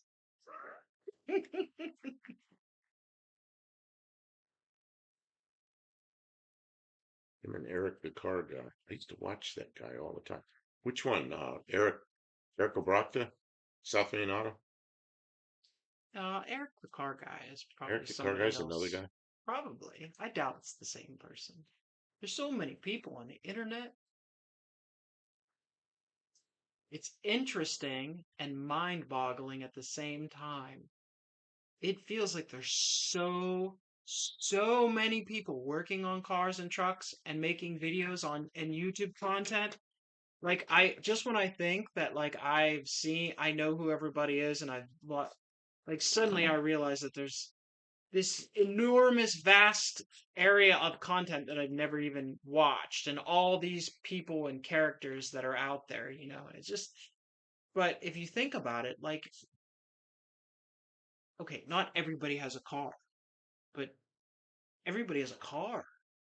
Like so many. See JB's Oh little yeah, shop. South Main he's a You know what? smart Eric guy. Oprachta is a guy that is just, it always cracks me up. He goes, well, they shot the parts cannon at it. It comes from a dealer. and they can't fix the problem after charging a customer thousands of dollars replacing shit. from the And dealership then he'll go in there and find like a bad ground because he knows how to because he's patient and he's he good knows he experience. knows how to diagnose stuff, and he's really good at it. And it's really unusual to see him struggle to find a problem. And yeah, yeah, the easy way to do Triton spark plugs. You know what I want to do? And he just got one, and he said, "I'm not ashamed. They paid for this and gave it to me." He got a Ion. Is that the name of the good brand from Harbor Harbor Freight? Freight, yeah. He got an Ion a smoke machine. I really want a smoke machine, but they're kind of expensive. But I thought I saw one from Harbor Freight that was quite a bit cheaper, but I looked and just recently and all they have is the Ion one. They're like $500. So, a smoke machine, if you got a vacuum leak you can't find, and you can spray oil and gas and listen and all that, but you put smoke in an intake manifold, and you'll find the vacuum leak right now. You You know know, what works as a smoke machine? probably cigarettes or Pack of something. cigarettes. Yeah. No, I'm not going to put cigarette smoke in my Cigar. mouth. No, I'm not. No, I don't put that in my mouth. Those don't smell good. Dr. Go. That is a evil trick to do. Apprentice. I like that. Remember a welder dating an apprentice that he couldn't bend a handful of welding rods behind his neck. Hit on that and ended up with lots of crumbled flux. Oh, there's another one. People do this. What's this one? Go ahead. Sorry for the yawn. This is like a 1980s joke in a shop. You take a funnel and you tell a person to put the funnel in their pants right here. Okay, so now I got a funnel like this. And you tell them to take a quarter and they put it on their forehead. And they have to look back like this and they tip their head forward, clink, and they put the quarter in the funnel. And the guy shows you how to do it. He goes, watch. And he goes, clink, and the quarter falls in the funnel. And he goes, I I bet, I know where bet this you, is I going. bet you can't do that. So the dumbass that falls for it sticks the funnel in his pocket, and he's back here looking back like that, and everybody pours their cokes and stuff in the in the funnel. Oh my goodness. I've seen people do that. Yeah. Oh no. Oh man. Yeah, Halloween fogger or a stage fogger would work. You never seen that deal with the funnel? I've never seen anybody pull that one off. That's funny. That's so Oh, and then everybody laughs because of it's got a some like ass is standing in his whole pants is full of everybody's cokes and coffee and everything else they're drinking. you just have to have oh man, you gotta have a shop with some really cool people like I don't think you can get that quarter, man. And not like holding their drink out like just waiting, because then it's sus.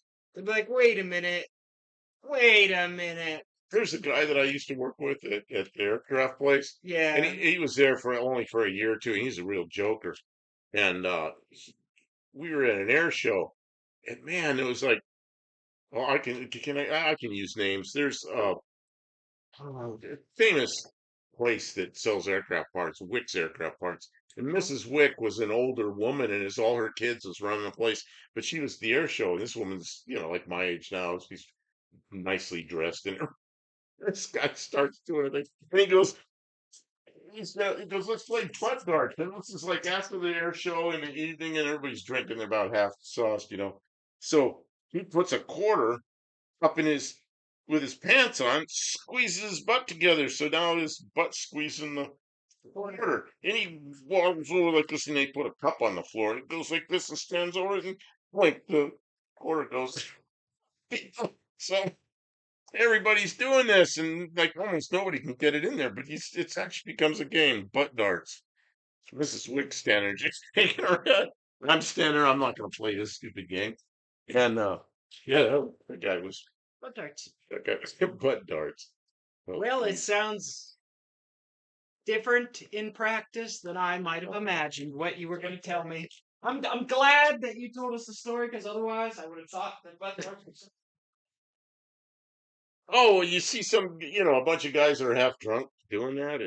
Well, It's yeah, hilarious. that seems like that would be entertaining. I suppose that would be What are you entertaining. doing with the toolbox? I was thinking about seeing if Oh, I have a.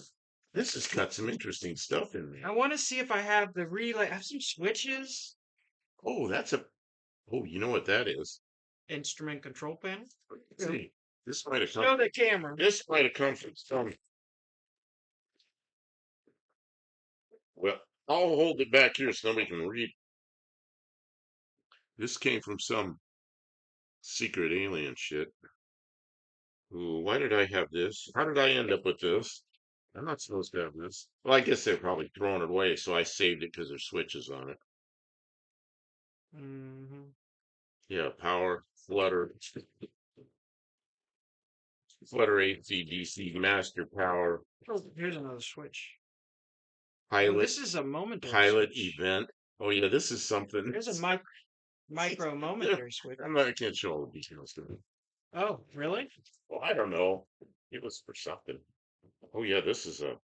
Where did these come from? What's this? Wait a minute, I'm trying to figure this out. Oh, this is a double pole, double throw, micro or a momentary switch. That's kind of cool. So is that. Oh, this is another one. Same thing. Double pole, double throw, micro switch or a momentary switch. Kim, we got some cool stuff in this So box. what I want, right, is I want a switch and a relay. Oh, what's This is another one of those temperature controlled ones Oh, that your buddy. that's from Ted's old temperature control. Yeah, but I want a switch and a relay to turn that fan on. Well, that thing of his, that relay probably was. I don't want What's temperature that gauge control down? to What's that spin on a gauge down there? switch. There's the back of a gauge, I This think. gauge What is that? is amp Oh, gauge. it's an ammeter. Yeah, those are like That came off of the skid loader. what's that thing down there? It looks like a horn.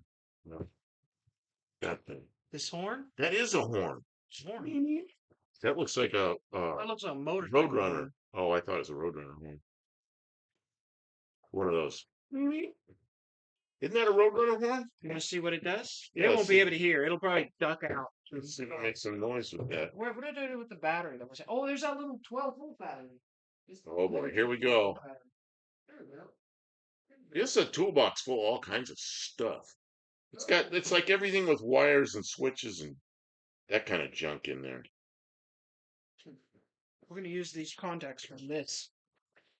What? Just for a second, I'll put them back. Except the meter. When we're done. Which Oh, holes did it go in? 3 holes. I don't know. We'll figure it out. All right. You get Just to messed do. up the wiring. You get to do. You want the battery or the I'll horn? take the battery. You sure? Yeah, it's The just like horn's the fun part. that thing will probably like vibrate you like beyond what you It'll be want to like. vibrate. Yeah, or it All might, right, ready? or it could make sparks. Okay, is it a Roadrunner horn? Is this a Roadrunner horn? No. Motorcycle horn.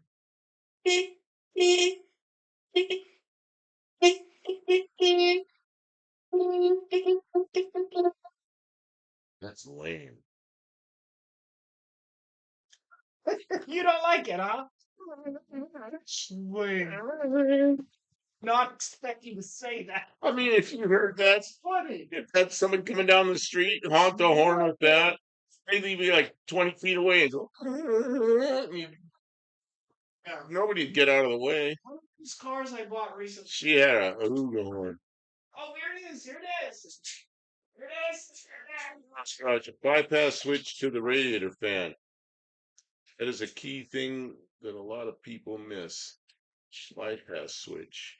A bypass switch. See, I just want an always on switch. I just want on or off. I don't want any other.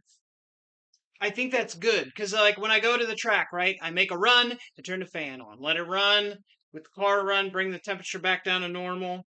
Okay, I'm holding it on the power. Okay. Oh, this is not going to be nice.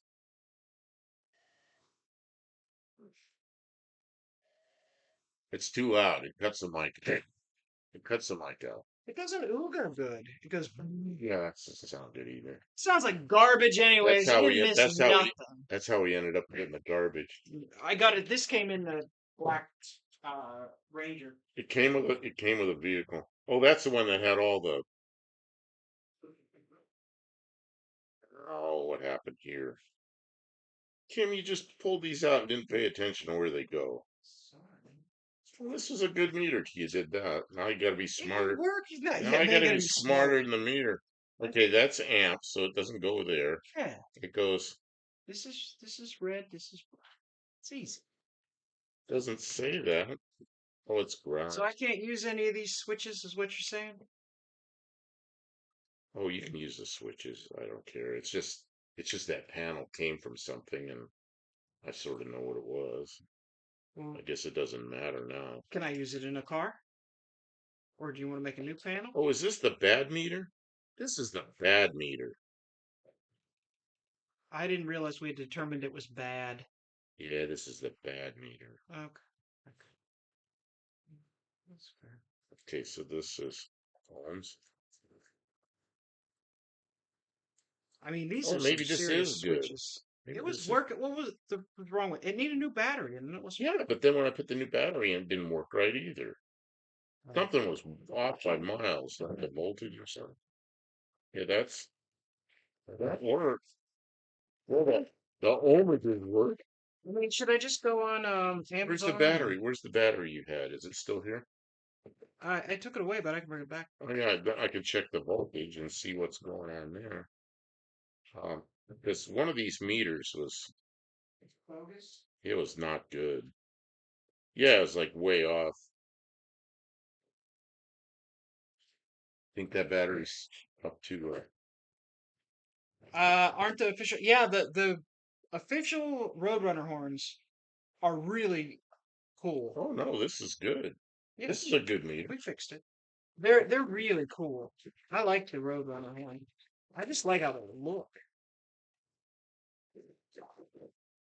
What's that thing down there? That triangular shape. This thing here, this came out of my van, and What's the thing that got cigarette lighter it's plugs got in? yeah, it's Oh, got it's two cigarette PowerPoints. lighter PowerPoints. yeah, two cigarette lighter things. It was just in the back of my van. I ripped all that. I ripped all the excess wiring out the back of my van because it was a mess. Oh look, What is that thing? you'll love these. Battery, no corrode. Noco pads. The things that go around batteries. Oh, wonderful.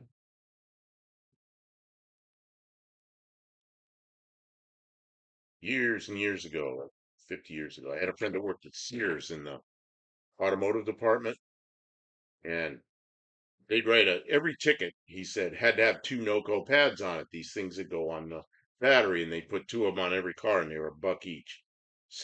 And that was quite a bit of money back then. So they had $2 to every bill. Well, then somebody needs something else, they'd write another ticket, and he go, they had to put two Noco pads on it. He goes, some cars left there with three tickets written on it for three different things they did. And he goes, every bill had two Noco pads on it. So some cars, people went out paying for three sets of these. You know they didn't put new ones on. Oh, they put two new ones on, charge them for six. That was just the rule. Every ticket had to have two knuckle pads. And nobody bitch about it because it's just like, oh yeah, it's like a thing down at the bottom, like where the tax is. Two knuckle pads. Nobody ever asked Man, I what made that it is.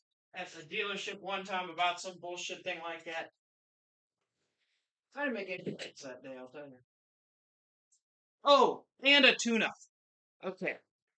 I was at the Kia dealer, and those guys, I lost more money on a Kia deal than than any other car I ever lost money on. And the car would the lights would come on, it would lose power, it would stall when you're driving, like on the highway, and that's very dangerous. So I took it in. Oh, it's fixed. I'd be driving home, the lights would come back on, it would do the same garbage. So they kept telling me to replace the spark plugs or the spark plug wires or some, routine maintenance stuff. The car only had like 19,000 miles on it, and it had been doing it since it was like brand new. I was well into lemon law territory, and that's eventually where it went. But I'm at the service desk, right?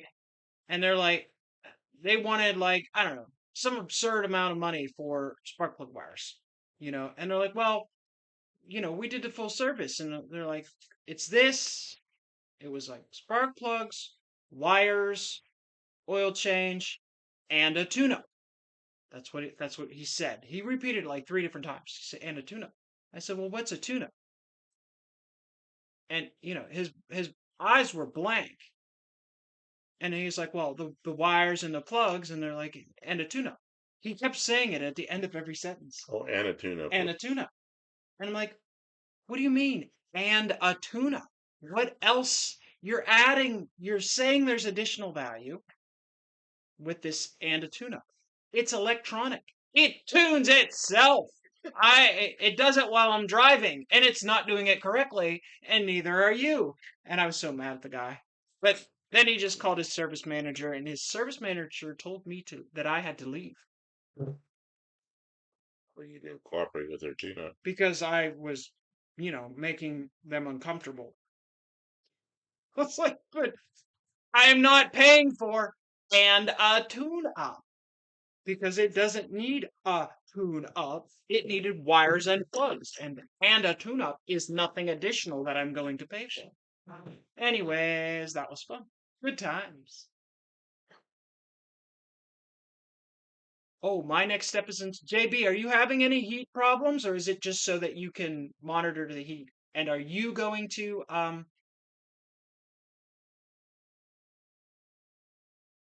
major help when sitting in traffic around here? Are you going to see, we have this, I'll show you.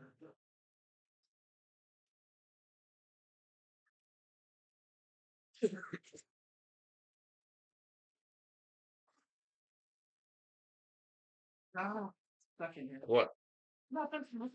Something's. Oh, my throat's bothering. I'm gonna start sneezing. So I don't want to be So sneezing. we have this little Oh, shit. Sorry. yeah, dang it, she knows. Yeah, that's why they asked me to leave, because I was getting a little bit loud and they knew that they were wrong. And I had no choice but to either take my car or not take my car. Like, oh, okay. So this little relay has a temperature sensor probe, and that goes like up against your radiator. It fits into the fins. And then it has a fuse and, a hot. And then it has a place for I think this little probe is for a switch, like for a manual switch to turn it on or off. I don't know though. And then it'll have the wires that power the fan. But I don't really want this temperature thing involved. Are you going to use one of these temperature probe type things, Delios? That's a thermocouple. Yeah. And this is an older thing, and I don't really feel like that's very it's adjustable. It has this micro little adjusto. Wait, can you see it? Micro, that little blue and white thing in there is like an adjuster, so you can adjust what temperature it activates. That doesn't look like it's waterproof. Dr. Ghost taking off. Take care, man. See you later. Thanks for being here, Dr. Go. I'm sorry if we didn't answer your questions really well. I'm off on my own tangents. Those suck. I've never got the Probe to probe to work work right. right. I worked at a company that made these, and Yeah, these are little privately made I things. installed some, and they worked. But they were, I didn't really like that little probe that stuck into the radiator. I didn't really like the way that happened, how that worked. You stuck some epoxy on that, shoved it in the fins. Um, I think we might just bypass all that and just use the relay. Would that be okay with you if I use this relay? that thing you have in your hand, Yeah. it's been around for what, 30 years, and I've never used it. Oh, okay. Yeah, it's like somehow you just found it. Well, if it's like this, if you have a cause for one of these later on, you say, "Oh man, I really need one of those," and I'll say, "Oh, well, we used it on a dart, and we'll buy another one." No, it's just a relay. I don't care. That Back in probe reads air temperature, not actual water. Yeah, right. It doesn't go into the water jacket. It just. You know what I used to use? Thank you, Dr. Go. I appreciate you being understanding. When I had the radiator shop, I used to buy some things that were they were for Audis, and they had a metric thread that was about, I don't know, about 3/4 an inch across, probably like 19 millimeter or something. And I had these little bungs that I'd solder into the radiators. I screw that in, and I use that on my own car for electric fans to turn them on and off. And they'd go to a relay and then turn fans on and off. Those things work great. But yeah, I quit doing all that. You know, there's nothing like an engine-driven fan. So we're leaving the engine-driven fan on this. It's just a small four-blade fan, and it's fine for just when you're just driving, or even if just sitting in traffic, it's probably sufficient. The problem is when you shut the car off. Slant sixes are really bad about this in the hot weather. When you shut it off, there's that big manifold, and it's right on top of the exhaust manifold, and the heat from the exhaust comes up and boils all the gas out of the carburetor. It gets super heat soaked. And then the engine is laid over, so it's the exhaust is between the intake and the engine block, and it just heat soaks. It's a really like it's a thing. I don't know. Does V8s do that? You know what? I was just thinking about this. I know they make electric water pumps now. Yeah.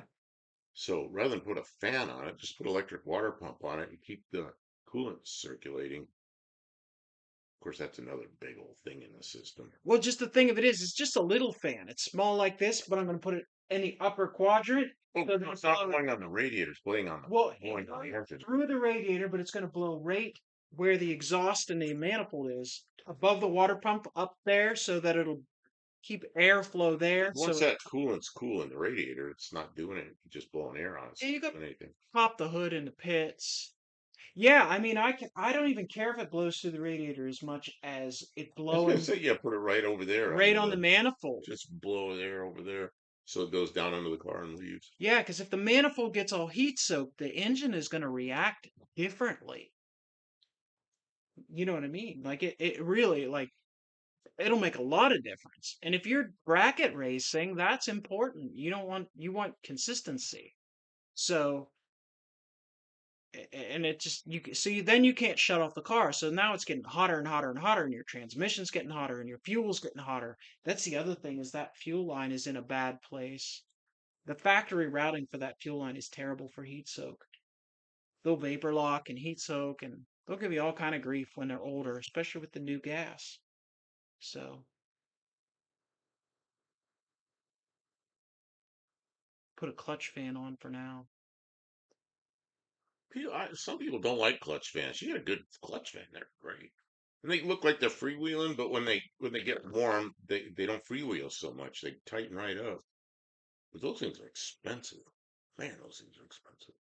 Oh, I know where I can get one. I should chop the relays off the truck, the big truck. Well, you open up the fuse box, there's probably about 6 or 8 of those things in there. Yeah, yeah. Well, no, but there's under hood ones, and they have the plug, so I don't have to make a harness plug. Yeah, but I mean, this is not right. Fine. Oh, except for the thermos. A bodies will have clothespins. Yeah, the clothespins can help, but I mean, if they're routed bad, like this one, it routes from the fuel pump, which is Clothespins. down under the I don't engine. think clothespins do It anything. routes under the under the distributor, up along right behind. It's actually touching the radiator hose, and then it comes up over the water pump. It's got a little bare metal bracket to the water pump, and then it comes up right beside the manifold and up to the carburetor. Any one of those points is going to, transfer a lot of heat to that fuel line. So, like putting insulation around the line where it touches things and routing it where it's not like less likely to get heat Does anybody run a cool can anymore? You know what a cool can is? for your fuel. Oh, I I don't used know. to take a, Did you just put what? Put ice in there? Or? we used to take a coffee can when coffee came in a steel can. and you put copper tubing in there and do a bunch of coils of the copper tubing, and the fuel would go in, the fuel would come out. Yeah, and you put ice water in there. Well, what wouldn't I've never I mean, put that was light. a thing in the 70s. I like, it's like 50 years ago. I don't know if anybody does that anymore. I don't know. Can you get a 1 inch spacer for the one barrel carbs? I think you can. It's got a pretty thick one. It's like 3/8. Yeah, and you can't make it any taller because You can make it a little taller. you're going to start hitting the hood again. It does have one, but the other problem though is that manifold is all around it. The heat's going to come up and soak it. It happens. And the bolts are hot. Those Well, aren't. yours is an iron manifold. Yeah, Yeah, mine's aluminum. That'd really pick it up, wouldn't it? but it dissipates it quick too. As fast as it heats up, it keeps cools down. Oh, and mine. We need to make aluminum heat shields. That would really help, but that's kind of a big job. And it's not proven that we're having problems with it, but I know we'll have problems with it. That's just real common with sixes. And mine, there's space in there because Uncle Tony welded up my Right. before I got But that part. mine isn't. Yours is not. It's designed so that it can work well in cold weather and hot weather, which means that it doesn't do either of them very good. And eventually, like if you put headers on, you don't have so much of that cast iron contact to contact. Can you buy headers for these? Oh yeah. You can buy headers or you can buy split cast iron manifolds. Either one of those is going to give you better because the manifold doesn't come all the way up underneath to the that's the other thing I have to check. There's a little spring on the and a flapper valve underneath the carburetor that's supposed to open when it's hot, so it directs the exhaust down better instead of up to the carburetor and then back down. And I know this one's not stuck. It does move, but even when it's hot, it's not really. Not So, working well. nah, I should just wire it open. Insulation between the carb and intake. Yes, we probably need to design some kind of Yeah, heat. but yours is bolted together there, isn't it? What? Where your exhaust and your intake manifold come together. Yeah, it is. Yeah, and mine is not. Mine's got a gap in there. That's a better system. Yeah, well, yeah. Well, But It's because Tony had it and he welded that thing shut, and it's a Super Six manifold, and it's aluminum, and yeah, it's a whole different thing. whole different thing. But yours would be a pain in the butt in the cold. Oh yeah. If it was we were driving it in the winter, it would be I such remember so cold blooded. start in the winter. I had to sit there and pump, just keep the mixture rich until it warmed up a little bit. I had to keep the accelerator pump going a little bit. I would get rid of that valve somehow. If I just wire it open, that's kind of like the best because it helps if it's there. Like if you take it out, then there's nothing. Then the exhaust just comes in and it just kind of hits and goes wherever it goes. If it's in there, it does force it down. So if you fix it in the proper position, that's like that's really the best.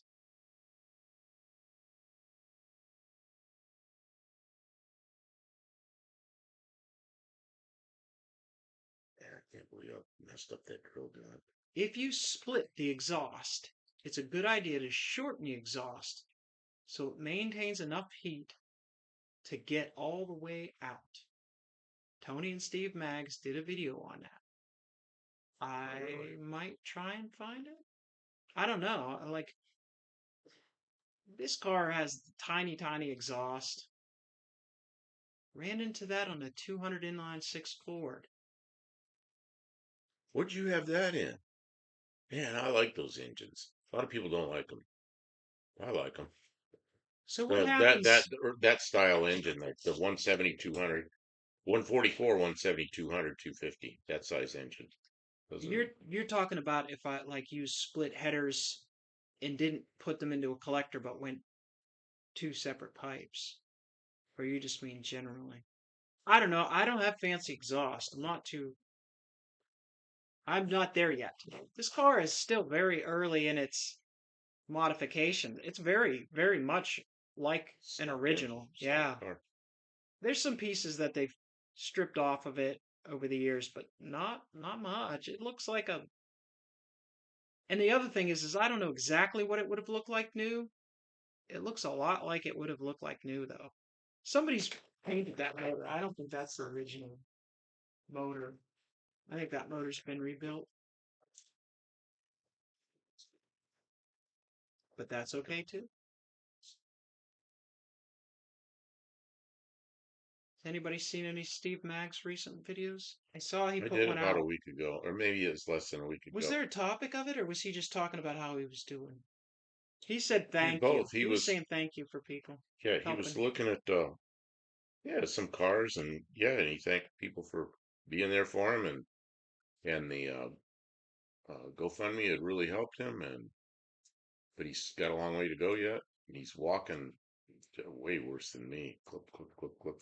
Oh, really? Yeah, he's That'll do it to you. he's 10 years younger than me, so he's yeah, he had a rough time. Well, a brain infection will do that to you. My 48 Ford F3 with a 46 coupe nose clip rat rod. I sold it a while back. That's what had the 200 in it. That would have been nice. That would have looked really cool. Ford F3.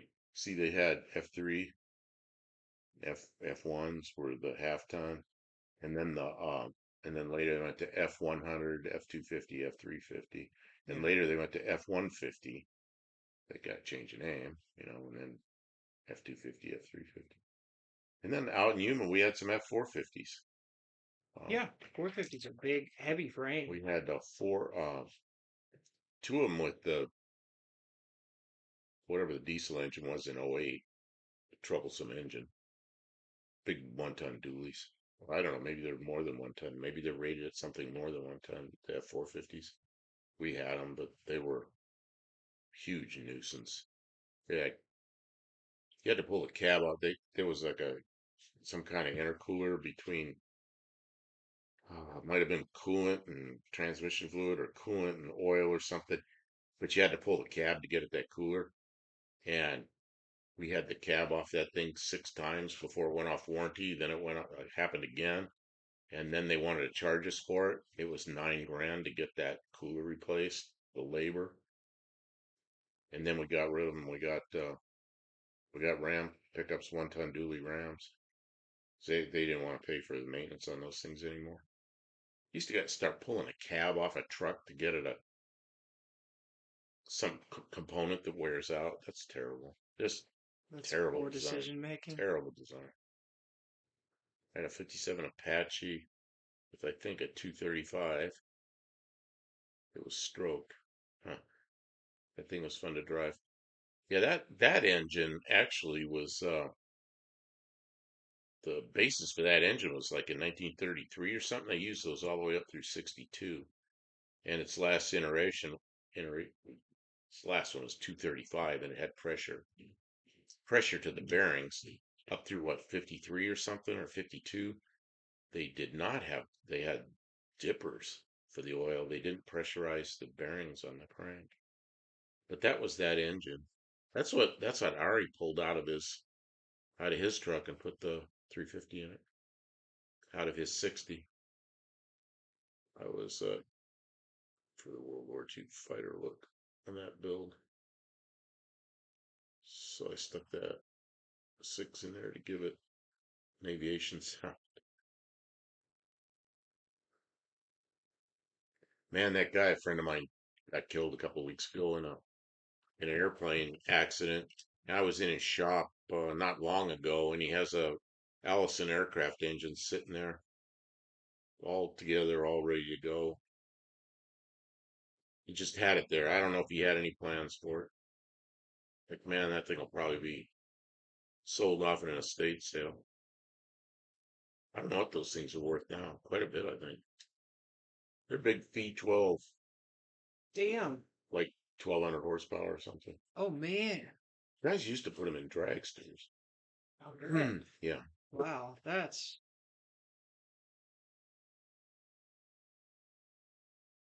Crap, that's too much info. What's this? JB's. Oh, I'm telling you too much about the 235. Maybe I am. No, no, no. I just remember those, and they have a weird shaped combustion chamber too. It's a really strange combustion chamber. The 216 and 235. They call them the stove bolt Chevys. Oh yeah, because the combustion chamber comes over to the side because the valves come up through the No, bottom. no, that's No, overhead, but it's really, I don't know. I'll bet I could find a picture of one. I They're, never the worked on the stove bolts. first time I saw one was a friend of mine had a 62 Chevy and it blew a head gasket and he pulled the head off. And I'm like, what is that? And I found out they're all like that. And then 63, they came out with the new, the new 6 cylinder Chevys. Pharaoh says they sounded so cool when they fired up. Lots of Allisons on the pulling circuit. Yeah, that'd be a pulling motor. Man. JB's Little Shop, I'm letting people know too much about me? That you had a 57 Apache? And that you like to drive it?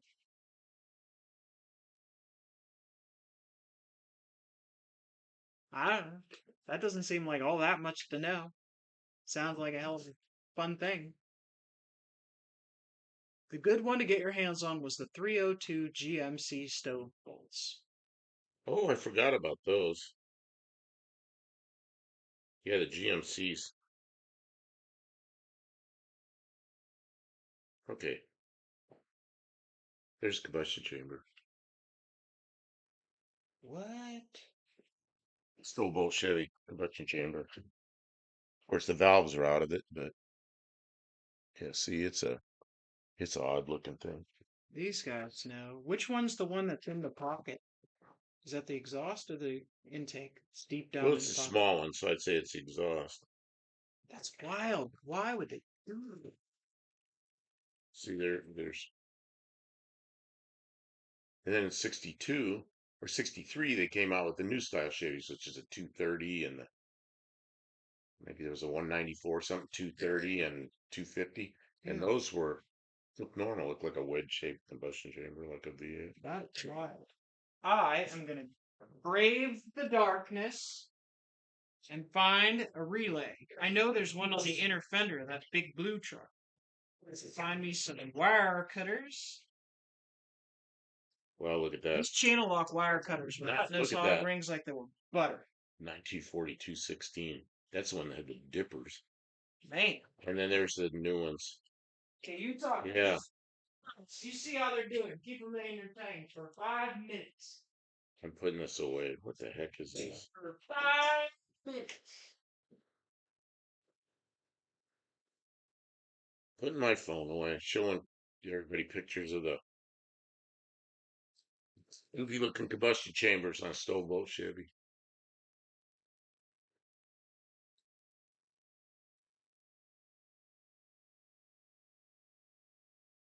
I built a Langdon 302 for a friend.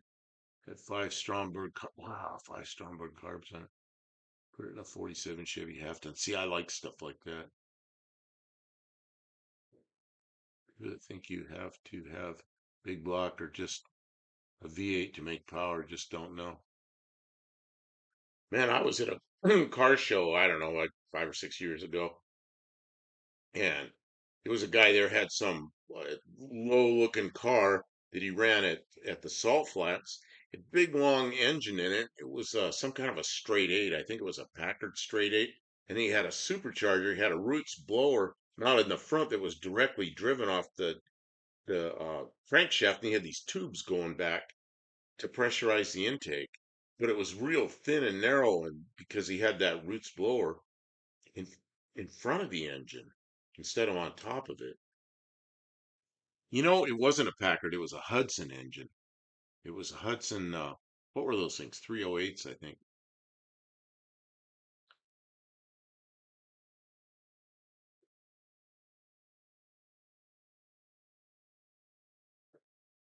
Yeah, I like all the strange engines.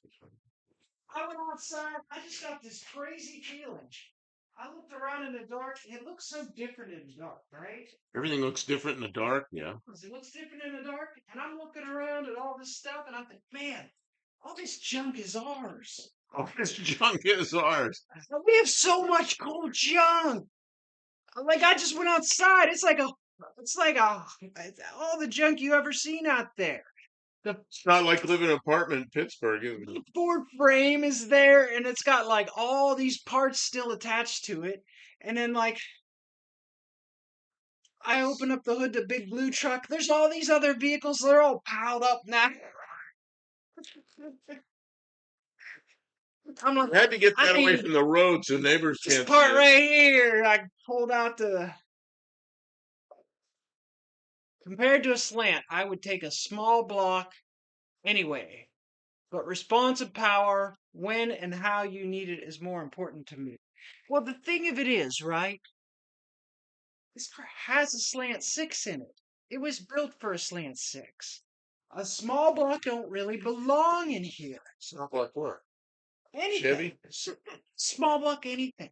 Do It that. doesn't belong in this car.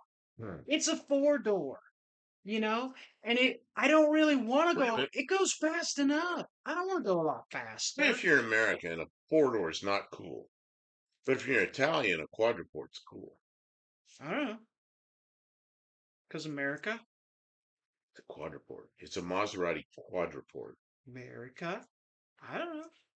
But listen, I'm all for like I've got a small block. I've got a 318 in the back of the blue green truck has a 318 sitting in the back of it ready to put into something. And then I've got that 360 that came out of the other truck that could go into something. And I've got transmissions that will mate to it so I can pull the transmission that's in there out and just put in go small block. But then what? I'll still be able to drive it. It'll still go.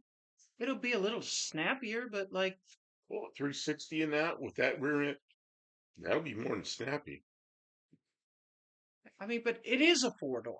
And that's like, I look around right now and the two door cars, people either want big money for them or they're huge projects. No floors, no frame rails, no trunk. They're just gutted all the value out of it and they're just like here is the gut there here is the shell, just the skeleton of a cool car, and we don't have a title. You're gonna have to Here's a bill of sale. You're gonna have to figure yourself out a title.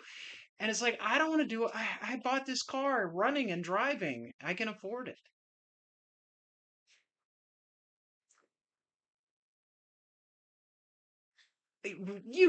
I'm preaching to the choir. Not every car is meant to be a fast car. This is a cruiser. It'll cruise great with a slant six. I might hop up the six a little bit, but it's just like the thing. Like this car is from the 60s, and look, here's the motor that you would have got in the 60s, and it runs and drives the way I want it to. I'm comfortable on the street with it and go where I want to go with it reliably. That's plenty to keep me nice and happy. So there's only four wires. How do I figure out which ones do what?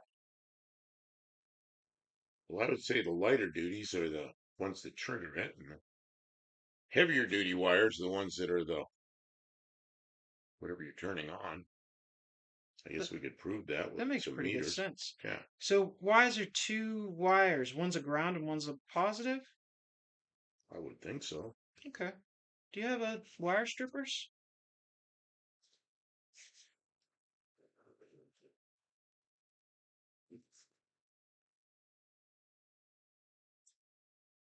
You want to just put a strip on all the wire? Where's that little battery? Did I hide it? Preaching to the choir. Tell the people who know the things that they How ought much to wire? How know. much do you want sticking out? Like that? How much you want to solder or crimp? We're actually getting stuff done again. It's working. Might have used the wrong. No, it It's came out okay. okay. No, it was okay.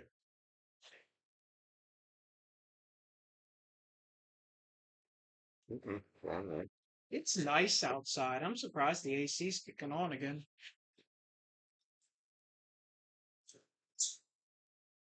What happened there? Didn't like that. Right, Bear Rose. Streetcars are more fun. I mean, they have it's a different purpose. You know, we're building this car for a purpose. We want to be able to take it places. We want it to have a certain je ne sais quoi. It, it make people smile. Like, oh wow, I haven't seen one of those in a long time. What is that? What year is that? You know? Oh wow. I love the big phone. You say, that's actually stainless. You go, wow, that's great. Yeah, that's cool. I remember those. And everybody has had a Slant 6. Everybody's grandpa drove a Slant 6 for some years to something, some event.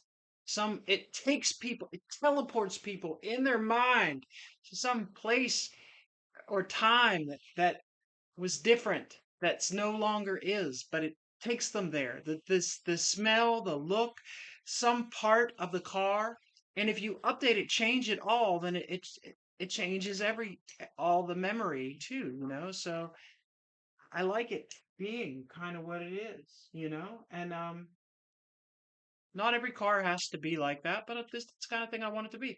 If I'm gonna race a race car, see, that's kind of why, like Tony said, don't mess that car up. It's too nice. I don't know if it's not super nice. There's some issues with this car, but Hey, Kim, those are the two signal wires, all I right. think. You'll hear it click if this is the Okay, relay. and you put that on there, and it should. Oh, I'm not going to get that. I'm sorry, that's not going to happen Why not? because, Yeah, well, you weren't touching the wire though.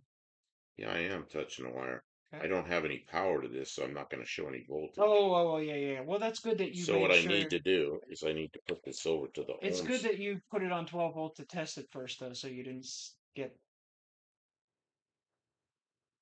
Okay, close it. Yeah, let go. Yeah. So it So these closes goes to the switch and this goes it to the it power. closes the circuit Great. when yeah. So What we I have did a is I relay. put an ohm meter on there and it closes the circuit. So obviously you know, the heavy ones go to the fan and the light ones are the signal wires. Does that make sense? Yeah. Okay. Perfect. Exactly, Bear Rose. It's time machine. And I know that going in. Like that's you know, yeah, there's gonna be people like, oh, put us, you know, and like if you put a big hopped up motor in it, that's a time machine to a different place. And people say, oh, I remember my uncle. He had this dart, right? He had a dart. Oh, it was just like that. My uncle had it. And they built this motor and they put that motor in. Man, he tore up the neighborhood and blah, blah, blah, blah, blah. And he put these wide open pipes on it. And you'd be like, oh, yeah. And they go, make the sound. And they're like, yeah, it sounds so awesome. You know, so uh, you reach a lot of it's just fun. It's just fun. And that may if we change it, that's okay too, because we then next year we'll get different stories from a different time machine. Right? Right? I respect what you do, Barrows, you know, putting stuff together, mixing stuff up, hot rodding. It's fun. And you know, there's a lot of people like we're lucky. Oh man, are we so fortunate? And by lucky, I don't mean lazy and just waiting around for stuff to fall in our lap. But I mean like there's a lot of people who work hard their whole life, but like they never get to the point where they get to become creative and do, you know what I mean? Like so I was taught when I was younger. I told him, and he just kind of gives me a blank stare. But luck is when opportunity meets preparation. So you've been out there doing the work, putting in the work, putting in the time, doing your design, preparing, and then now you have an opportunity. What bothers me about luck is Yeah. people go, "You're lucky you have that job," and I was out there at the test site doing this stuff. You're lucky you know so much. No, I know so much because I read everything I could about airplanes and aerodynamics and I educated myself. That wasn't Yes. lucky. I didn't sit there. Well, you took an opportunity and ran with it because Yeah. when you were younger, you had a neighbor whose father was a pilot, right? Is something like that? He took me for my first airplane ride Nobody and ever took me for an airplane and he ride. let I me didn't ride into an he let airplane and till he I let me fly. was in my He 20s. let me fly the airplane. The first time in an airplane, I was sitting in, and he goes here and he showed me how everything worked. Well, first before we took off, he told me what all the instruments do. We got in the air, and then he let me fly it. And I was like, oh man. I was 14 years old. He offered you inspiration. By the time I was 15, I was riding my bicycle out the airport and take a flying lesson, which I couldn't afford, but I tried. I didn't get my pilot's license because when I turned 16, I got my driver's license, and that was the end of all my money because I needed a car to get to work. I needed work so I could have a car. It's a vicious circle ever since. I mean, But at some point, I did get my pilot's license. there are some people who are just, I don't even think that's luck. Like they just have wealth and opportunity to fall in their lap all the time. I have not experienced that in my life. Anytime I was lucky, it was because I was working my butt off and somebody finally gave me an opportunity. That's how I see luck is I guess you're right. I've seen people who were not working at it, not trying, whatever. Opportunities just kept coming at them, and they just like it was like they bounce off, and they'd be like, "Duh, why doesn't anything good happen?" He was like, "Dude, you should totally be taking advantage of that opportunity right now." You weren't lucky people because they were never ready for the opportunity. I remember a guy out in Yuma. All he wanted to do, he was from Maryland. All he wanted to do is get back to Maryland. And Yeah. it's hot out there. And I'm like, he had a good education. I'm going like, what's wrong, man? You made it, and like you're here. You're at the test site. Yeah. And he was like, I hate it here. Right here. Oh, it's all dry and hot, and it's miserable. I'm miserable here. I go, yeah, but look what you get to do. Right. All you want to do is go back to Maryland. Yeah. This guy, this guy had a master's degree in aerospace engineering, Yeah. and he wanted to be a doctor, and he was all the way up to the point where he's going to start his residency, Oh, you told me and about he that he guy. quit, and he went and got his all his education with aerospace engineering. I go, what are you doing? Finish your residency in a hospital. I go, you be a medical doctor and you have a master's degree in aerospace engineering. I said, you could be the first guy walking on Mars, you know? NASA's looking for people like you. And he's like, you want to be part of it. It's like, man, you got it all. It's just a job. Where you actually live matters. Oh, and Love that. I chased work all over. Yeah. That's where I was lucky. Where I got sent for the flight testing was a place I liked. So I ended up in Arizona doing the flight testing crew for, geez, years and years. And that's where I belong.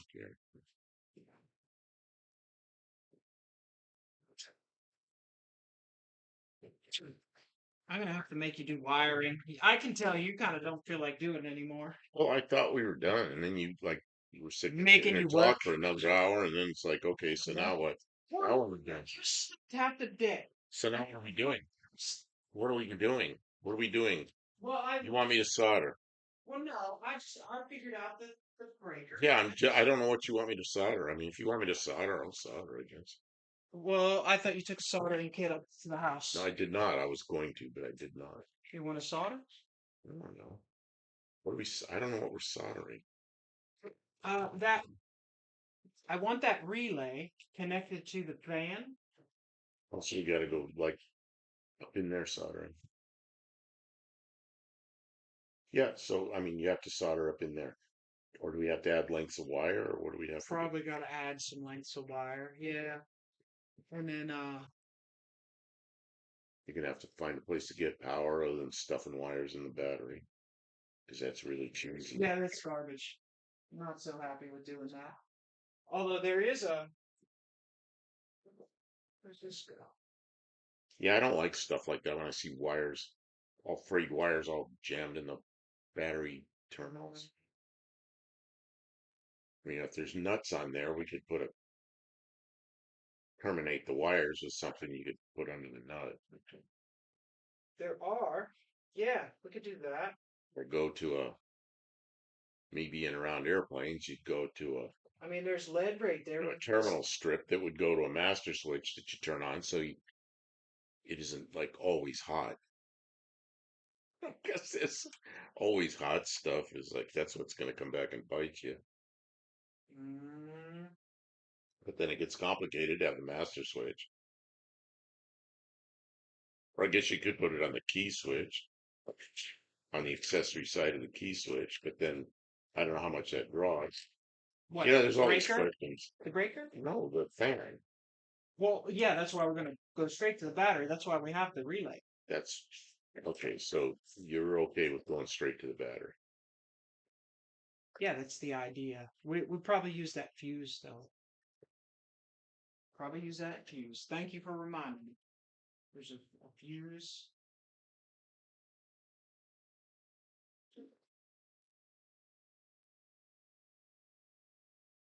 Bam. Fuse. What's in there? Burned up one.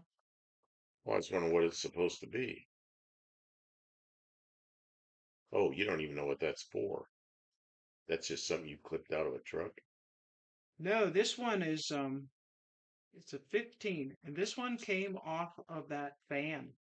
This was with the kit that the fan came from. Okay, so that's probably what it's supposed to be. And I got a bunch of new ones. I don't know exactly where they are. We can get a replacement fuse. I'm There, not worried there's about that that. electrical box. You know where the you know where the soldering stuff is? That box of soldering stuff. It's a big box. There's a little box right next to it. I think it's full of fuses and stuff. There was a bunch of fuses in here. Okay. Bear Rose wants to know, do you have any of those stick fuse spades so you can wire off the fuse block? I don't think we do. Let me see what she's using. It's a thing that uses fuses. What are those? 15s. Okay, so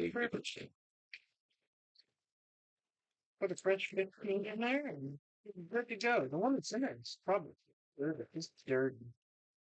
It got dirty when the shop burned. well, it's one that's left from the shop being on fire. Mm-hmm. That's what it is.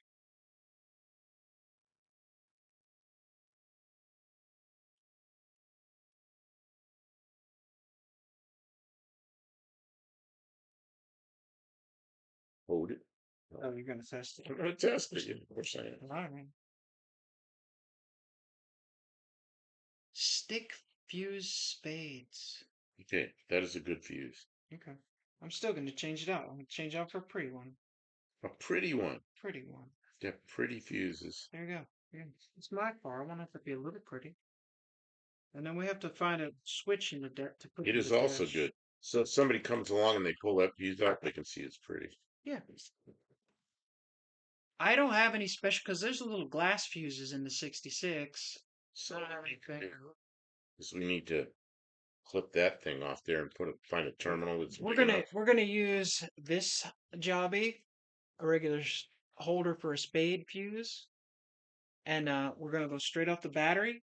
And then we grabbed that relay off a donor vehicle, and we're gonna wire the relay to a switch so that it's low amp to the relay and then high amp from the battery straight to the fan.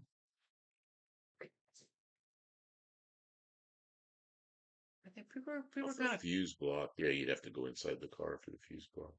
I think you're just gonna go to the Well, I can wire the relay off like the radio circuit or something like that. We're not running a radio in the car or what yeah, you else? gotta penetrate the firewall with a wire Penetrate the firewall. Yeah, and then you gotta have some way that it doesn't ground. right. So, might not be. Probably really get out of here. Oh, where's it come through the firewall? I never even looked. Uh, there's a big block here. What Yeah, does it but you're not gonna. control? I guess you could find a non-used wire in the block if there is such a thing, or find a place where you can put a wire through where there's something rubber. It isn't going to possibly touch the There's a big steel. rubber grommet for the clutch cable. That's already got something Oh, going. it's the speedo cable. It's not. Yeah, clutch doesn't have a cable. That's the speedo cable. I could go push it through that grommet. That grommet's all destroyed anyways. So just push it through there for now. So you want to do it from the fuse block instead of this? Use No, those the funny little. relay wire is going to come from in there. Not this is going to come straight. from the battery to the fan. And then the relay Well, will be out here with the, that's the power. So your relay will be also fused. I mean, your signal wire will also be fused, or what? well, the signal wire will come from something in the cabin, and everything in the cabin is fused already. So yes, it will be fused separate from the fan. So if there's a short, it'll burn a fuse out in there. We'll know it's on the switch. And if this burns, we know it's the fan. I didn't understand what you were asking, but Yeah. I think I answered your question now.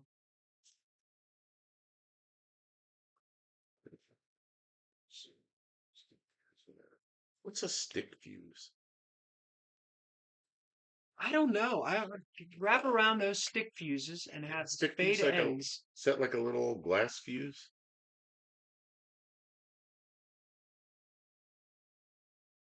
Oh, boy, I'd hate to run anything extra through that fuse block.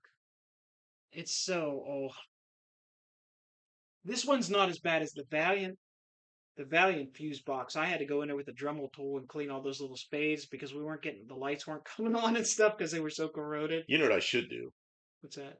Build a nice little panel and put circuit breakers on and get rid of that stupid. I hate fuses. See, because I'm an aircraft guy, I like circuit breakers. And when they pop, you don't have to go to the store and buy a new one. You just push it back on, you know? It's just that's what you do, you know? And I don't have any of those things you're talking about, and I don't. I'm kind of hesitant to okay, go that route with the it. old glass fuses are stick fuses. What do you call stick fuses? Yeah, That's your yeah. car's full of those things. So he's saying there's a thing that jams in there, and then it comes out.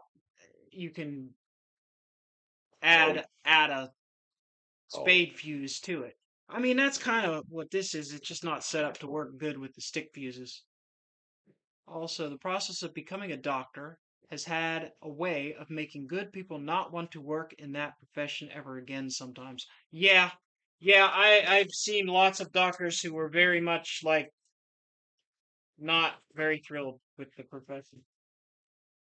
They were really unhappy with it. It'll mess you up because you see how it's about money and less about people sometimes. our insurance companies make it. Oh, sure. When there's that much money to be made, it gets really, the corruption runs really deep. Really deep. I got an appointment for a doctor a week from today. Oh, that's I'm right. not looking forward to going because I'm it's going to so be sorry. another big, Oh, just it's just going to be the same song and dance, going to be the same bullshit but again. you'll be able to get your medication. That's what's important. You got to get your blood pressure Some little medication. cheap pills that I need. I got to go through all this. Uh, I know. I was miserable.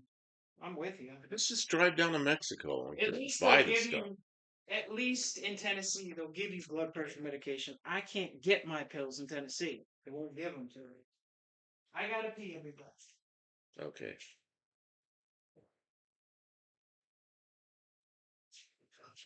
Read any comments. Read the comments. There's no comments. Everybody's falling asleep. Oh, damn it.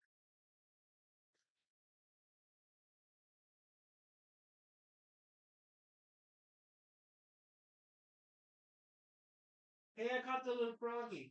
He come pee on You're the messing floor. with frogs instead of. You guys want to see the little frog? Here we go. It's a zoo. Little frog. Is this a green one? Yeah, little green frog. Does he think he likes riding around in somebody's hand? Oh no, I'm sure he hates it right now. They're gonna see it though. I'm not kidding. A little frog, tree frog. He's gonna jump out of there. He was on the door. You gonna put him back on the door before Yeah, he I'm gonna take jumps him into back. this? Because he'll jump in the shop and end up in this dirty. Oh, I don't want him to get He hurt. won't know where he is. Yeah, just take him out. There's our little frog. They stand out right by the door and they. I'm sorry to bother you, hon. I'll put him back aside. I don't want him to get hurt. I just thought he was cute. He's so pretty. I have a bunch of those saved from the old fuse blocks. People used them to add trailer brakes. Oh, I remember. I know what you're talking about now. See radios, all kinds of stuff back then. And I can't throw anything away.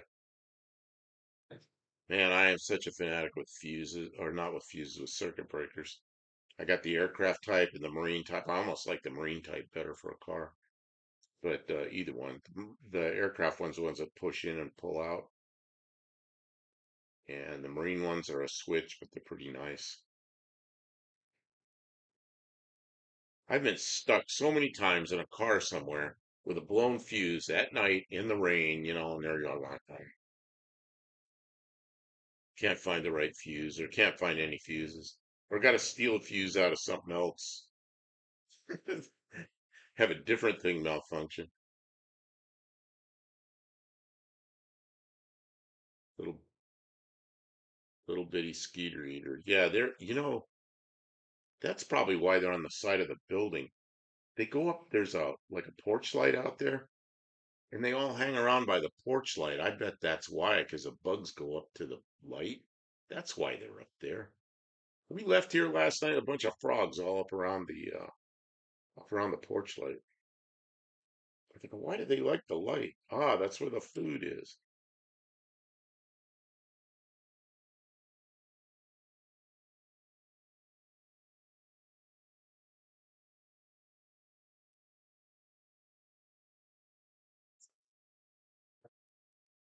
Here, I'll let them go. Yeah, Kim, I'd actually like to be on a daytime schedule again. Yeah? Yeah, I'd like to go try to get a couple hours sleep and get up in the morning instead of this goofy shit I'm doing now. Oh, Oh, Dean Stevenson just popped in. What's nice. it say? Oh, Bugs Light. Mhm. Dean, welcome to the stream. I'm making him work too much. He's. Yeah, it's 1:30 in the morning here. It's like, Oh, is it that late? Okay. it's like let's go get a little sleep and then I can get up in the morning and get back on a day shift. Well, if this is what I have to do to get you to go to sleep, he goes in, he turns stuff on, he never turn off. Well, you know what happened? I went to bed last night. Yeah. And then I was laying there and I couldn't sleep, so I decided to turn on a video so I could, and it put me to sleep. I turned on Barrow's Garage, and it was a 2 hour live. It was the best 2 hour live I've seen in years. So I got up He just and I watched it. totally deflected and blamed Barrow's No, Garage's it was a video. great video, and it's like, man, I gotta watch this. And I was wide awake and I watched it. So, and then I wanted to call Barrows, and I go, nah, it's the wrong time to go calling somebody on the phone. Oh, jeez. All right. Well, So I didn't sleep all night. tomorrow night is our regular live stream night. We'll be in front of the green screen and we'll see you all then. Thank Yeah, you and we'll so bring much it, for sticking around. and we'll bring up pictures of people's cars and stuff on that you can email me, and we'll put the email address up and everything. So All we'll do right. that. We'll do that.